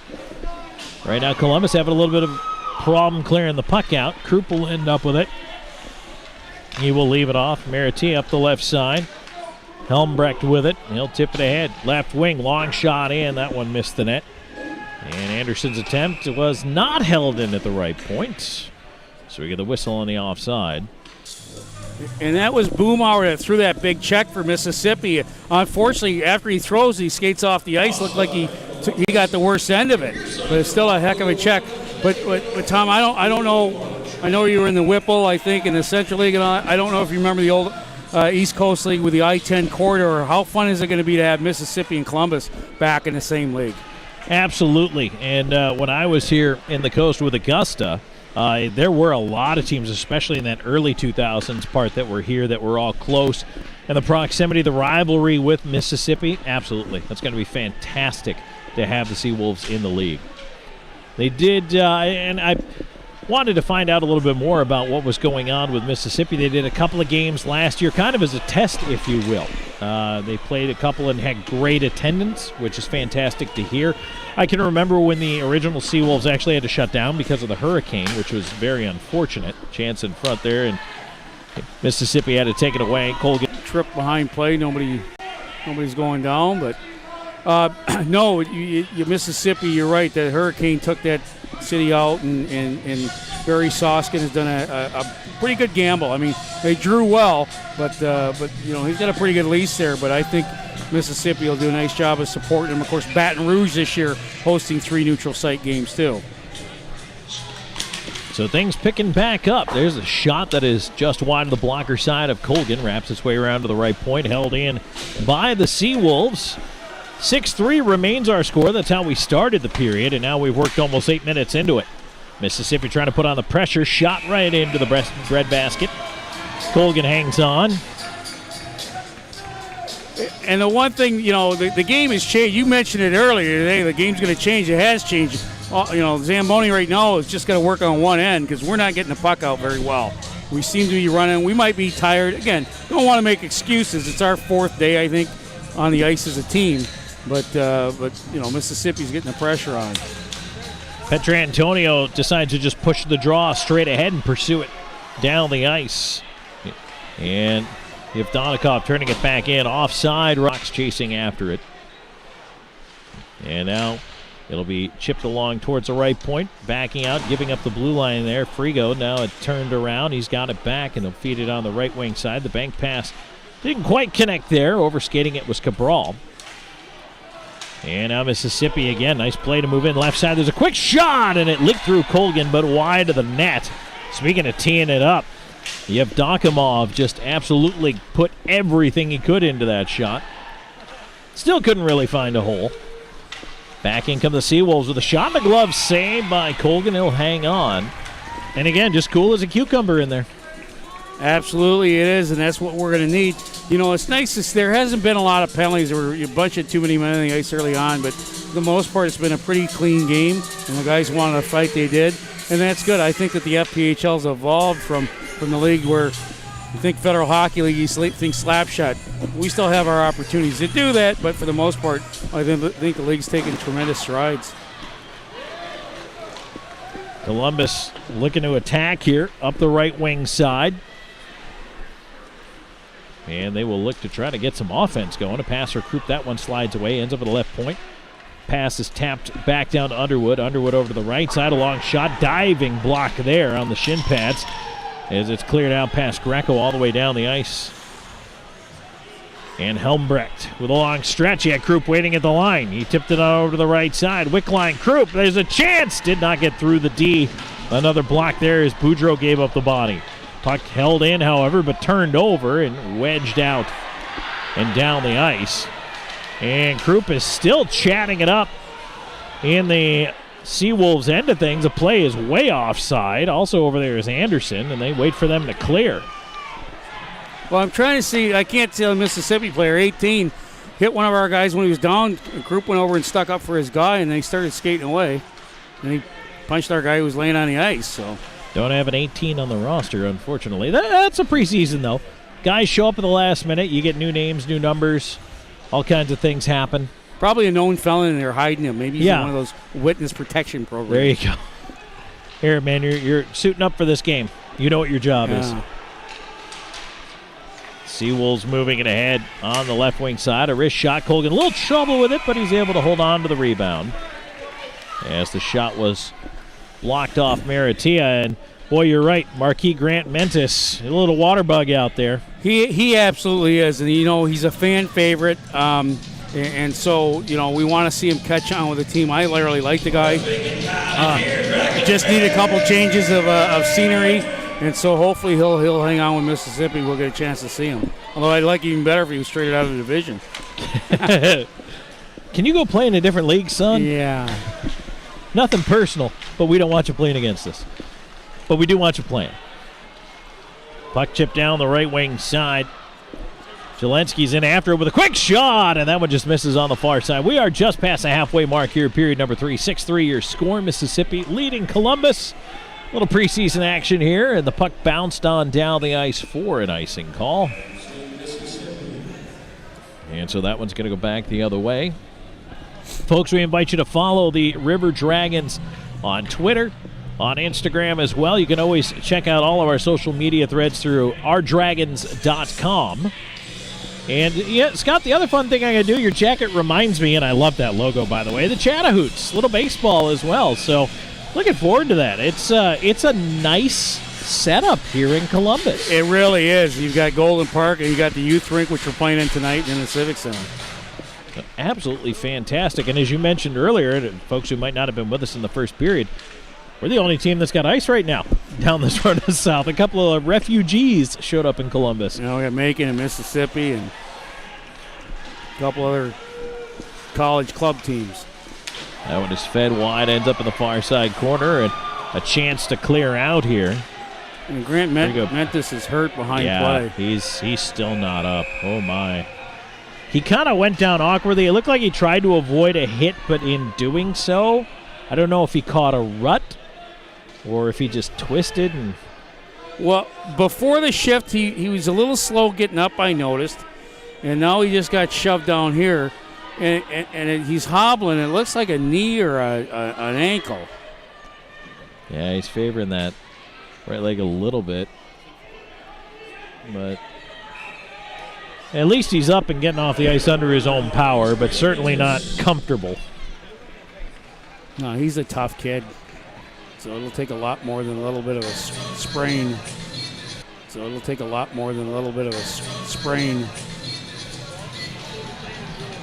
You know, one of the things Mississippi also, Joe Pace not playing for them. Joe Pace said, when you talk about a veteran of the FPHL, I think his photo's it. He's not dressed tonight, but Joe Pace, wait till the fans get to see him. And now Grant Mentis is going to the locker room. And it looks like either an ankle or a knee. Even with a word from the Columbus bench on his way out. Hey, I have a mascot sighting. Is that Scorch or, oh no, so that's not, so we have Scorch and Torch, and now this is the rink bear. This is Rinky, they call him. Rinky the bear. Yeah. Mississippi moving back in for a chance. By the way, I feel now is the time to deliver the public service message. It's Smokey Bear, not Smokey the Bear. Smokey Bear. That always blows everybody's mind. There's a chance in front. Nice save, and the rebound is held. Honestly, Taylor was already down, and they kind of shoveled the puck back into him, but you know what? They don't ask you how, just how many, and that counts as a save right there. Well, in Mississippi's first goaltender, the first period, now the third here, they look pretty good, you know, for training camp anyway. Second was a little shaky, but I think Mississippi's probably got their goaltending solved. We'll see what they have to do now for the rest of the way. You know, what's interesting is you know that a team's established when you're in a kind of a newer market, and the fans have more of your jerseys on than, for example, the Blues or I guess we would be Tampa Bay or Nashville or even some of the Atlanta Flames fans. Atlanta Flames, Atlanta Thrashers. Yep, it's always interesting to see what turns up. And when I was in Tucson in the American League, it was interesting to see just jerseys from all over the place. And it's a fun game to play. It certainly is. And we love the fact that, you know, hockey fans, I'm not big on the phrase non-traditional market. I think it served its purpose. Every market that has hockey is a hockey market. That's just the way it is. 7.5 to go here in the third. 6-3 your score. Mississippi with the lead over Columbus as the Seawolves just chip it out. They'll try to change up the D pair here, but quickly right back into the right side is Krupp. He'll spin off, looking to feed it for Anderson. Couldn't get it to him. And now the Seawolves back the other way. But also nice to see what the River Dragons are doing to try to help promote and grow the game here in the city of Columbus as well. Greco had to hurry a pass. That one ahead just missed Storjahan.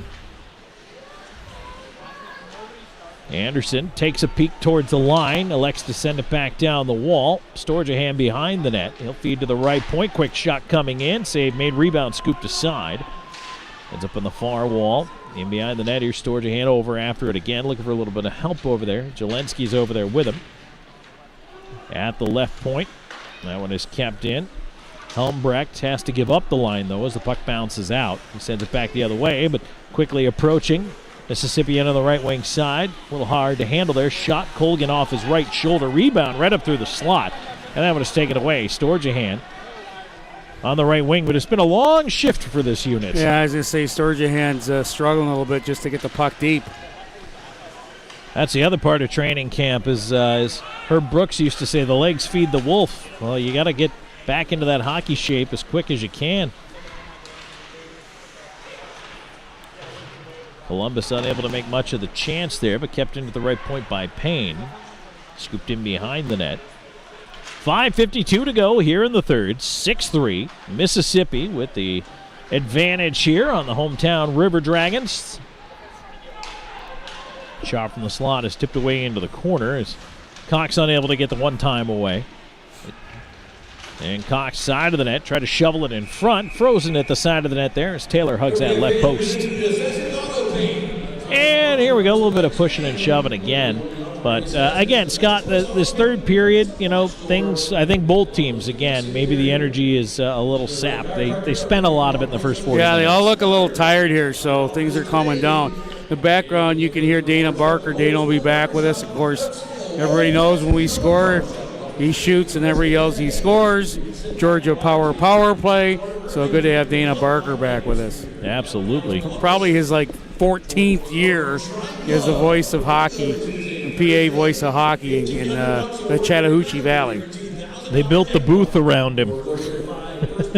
They have.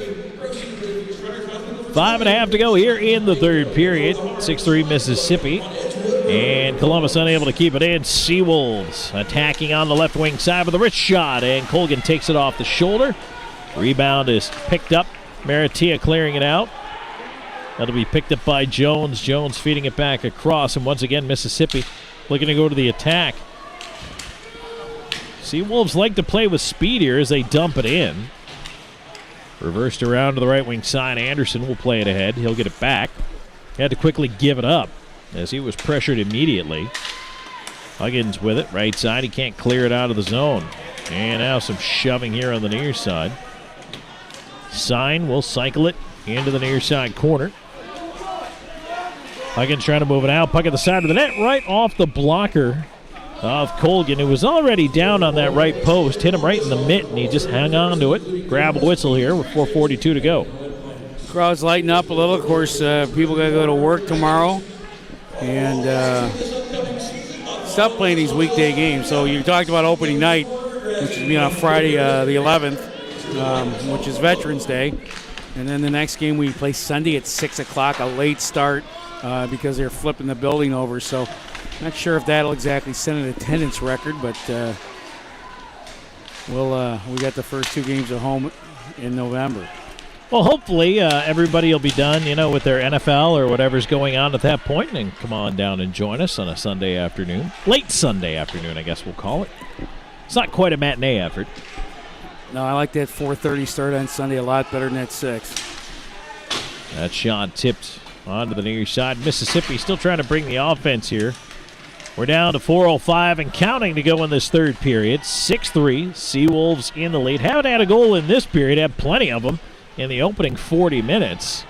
It was 4-1 Mississippi after 1, 6-3 after 2. That one off the glass and out, knocked down with a high stick, and that'll bring the whistle. So we get the whistle, and the face-off will come back inside that Seawolves blue line. Face-off will be to the right of a goaltender Ethan Taylor. Scott, I got to tell you, though, I like the variety of the jerseys and everything that the River Dragons have, so that's actually pretty cool. But the teal, I think a lot of people think teal. They might think some San Jose Sharks. We get a penalty call in the corner here, an interference call with 3:35 to go. But I love the range of jerseys that Columbus has. I think a really well done logo, some nice merch. If you want to go to ourdragons.com, check out the team store. But it's nice to see. Some thought was put into the design. Well, thank you. When we worked on this and when Jeff talked me to coming down, one of the things he says, look, you can design one of the jerseys. I like the teal. This was actually the one that I went with, although the original one was going to be our away jersey, so it was this exact setup, except it had Columbus sash down it for the aways. Now we've got the whites, and now we've got reds, and I think we got grays. So sometimes I think we do a little bit too much, but for the most part, we get some. No such thing. Cabral, by the way, in the box for the interference. So we get a little shoving here. Helmbrecht absolutely dropped one of the Seawolves off the face-off there. That was Finch who got in his face, and he just gave him a free seat. So I had a chance to have lunch with Helmbrecht today. First of all, he's a veteran, 37 years old. He also works on a ranch in northern Minnesota. So he throws bulls and he's one of those guys. So I'm talking to him. I'm like, listen to this guy. It's an amazing life he's got. So he might be looking to scrap, too. He's got to have some of that old man strength. But he's too. so nice off the ice. Such a gentleman off the ice. But I find that a lot, though, with a lot of the tough guys that I knew throughout my career at every level. You know, minors all the way to the NHL. Always tend to be really nice, fairly well-spoken guys. Mississippi back to the power play. There's an off-angle chance off the outside of the post, and actually might have caught Colgan in the mask. So Seawolves already with 3 power play goals in this one, looking for the 4th. They'll move it on to the near side here. Helen tried to put it in front, shove back towards him in the corner. He'll get it back across, but the puck hopped, and over the stick it goes of Boudreau and out of the zone. Columbus changing up at least some of the penalty kill. Getting a couple of new players out there, but Helmbrecht remains. Greco with a chance to send it down, and he will bounce it the rest of the way down the ice, and so Helmbrecht and Greco earn a rest. 1:05 to go in the man advantage. 6-3, Mississippi in the lead. 2:35 and counting to go here in the third. I think you said you worked with a tough guy, Stu the Grim Reaper, right? Yes. About as tough as they come. Glove save, Colgan on that wrist shot there, as that was let go by Poncharenko. Yeah, I was one of the most well-protected guys. In a booth. Yeah, I played big on the road and at home. There you go. Yeah, so I had no problem there. I also had Jim McKenzie do color with me. Jim McKenzie was not afraid to Jim drop the mitts. McKenzie. Yeah, Jimmy was one of my color guys. Wade Belak, miss you, Wade. He was one of the guys that also worked with me in the broadcast booth. So I was always well protected. Did McKenzie coach in Muskegon in the USHL for a year? I think he did. actually.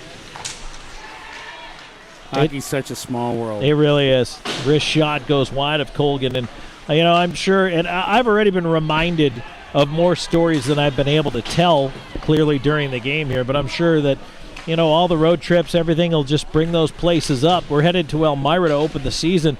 I opened that building in 2000. So oddly enough, on November 11th of 2000. Against the old Knoxville Speed in the United League. I'm not sure that's something I'd brag about, Tom. That's all right. You been to Elmira lately? No. What a stop by Colgan. The 2-pad stack glove save on Yevdokimov. That's ridiculous. That's a great save. As I said, it's the guy that's going to carry the mail for us. And right there you see why. Nobody does that anymore. Who stacks the pads?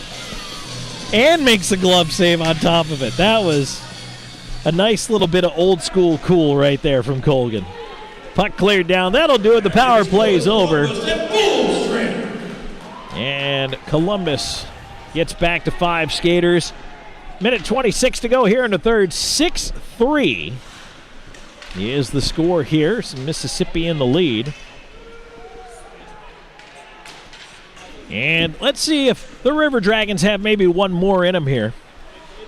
They'll feed it up to the right point. And a shot down low. Tip save made. Rebound right back up top.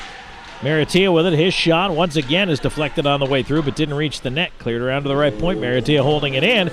But now it's cleared out to the Seawolves with a chance. Intercepting the pass. Coming to the right side with the rolling puck. Wrist shot is sent wide. Poncharenko had the jets on, but he couldn't corral the puck and missed.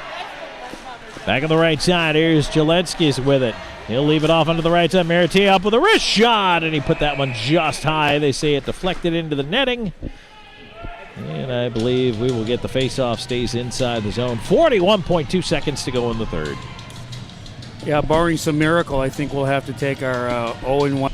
Can't play us, but won't play us, or whatever the case may be. But so the Dragons will not get last change face-off here again.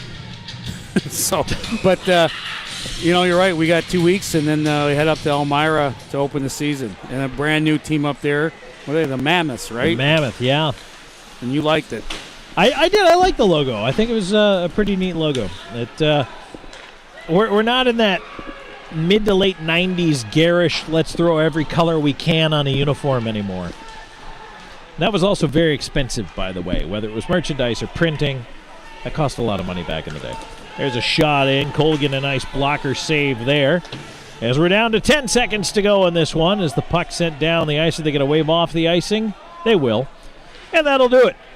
So put it in the books for the Mississippi Seawolves, a 6-3 win here in the exhibition season over the Columbus River Dragons. Some positives to take out, though, for Columbus. And again, Brendan Colgan looked very good in net here in relief coming in. Garrett Johnson started the game, gave up 4.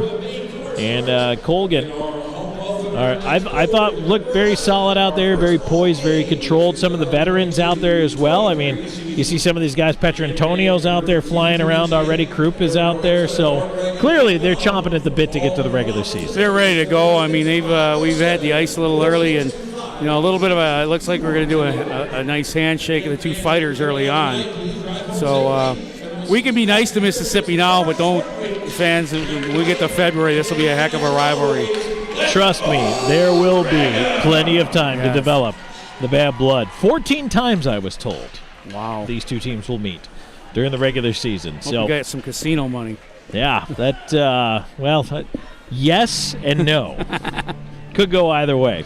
All right, Scott, anything you want to touch on before we send this one into the ether? No, welcome to the family here, Tom, and you got a coaches show coming up, I think, next week. So don't forget that starts on Tuesdays. You got a radio coaches show and you got television going on, so fans are going to get used to you really quick. I hope so. So it'll just go get a trailer hitch. There you go. Yeah, I have a lot of things I need to get. I just got here, and I still don't even know what I have.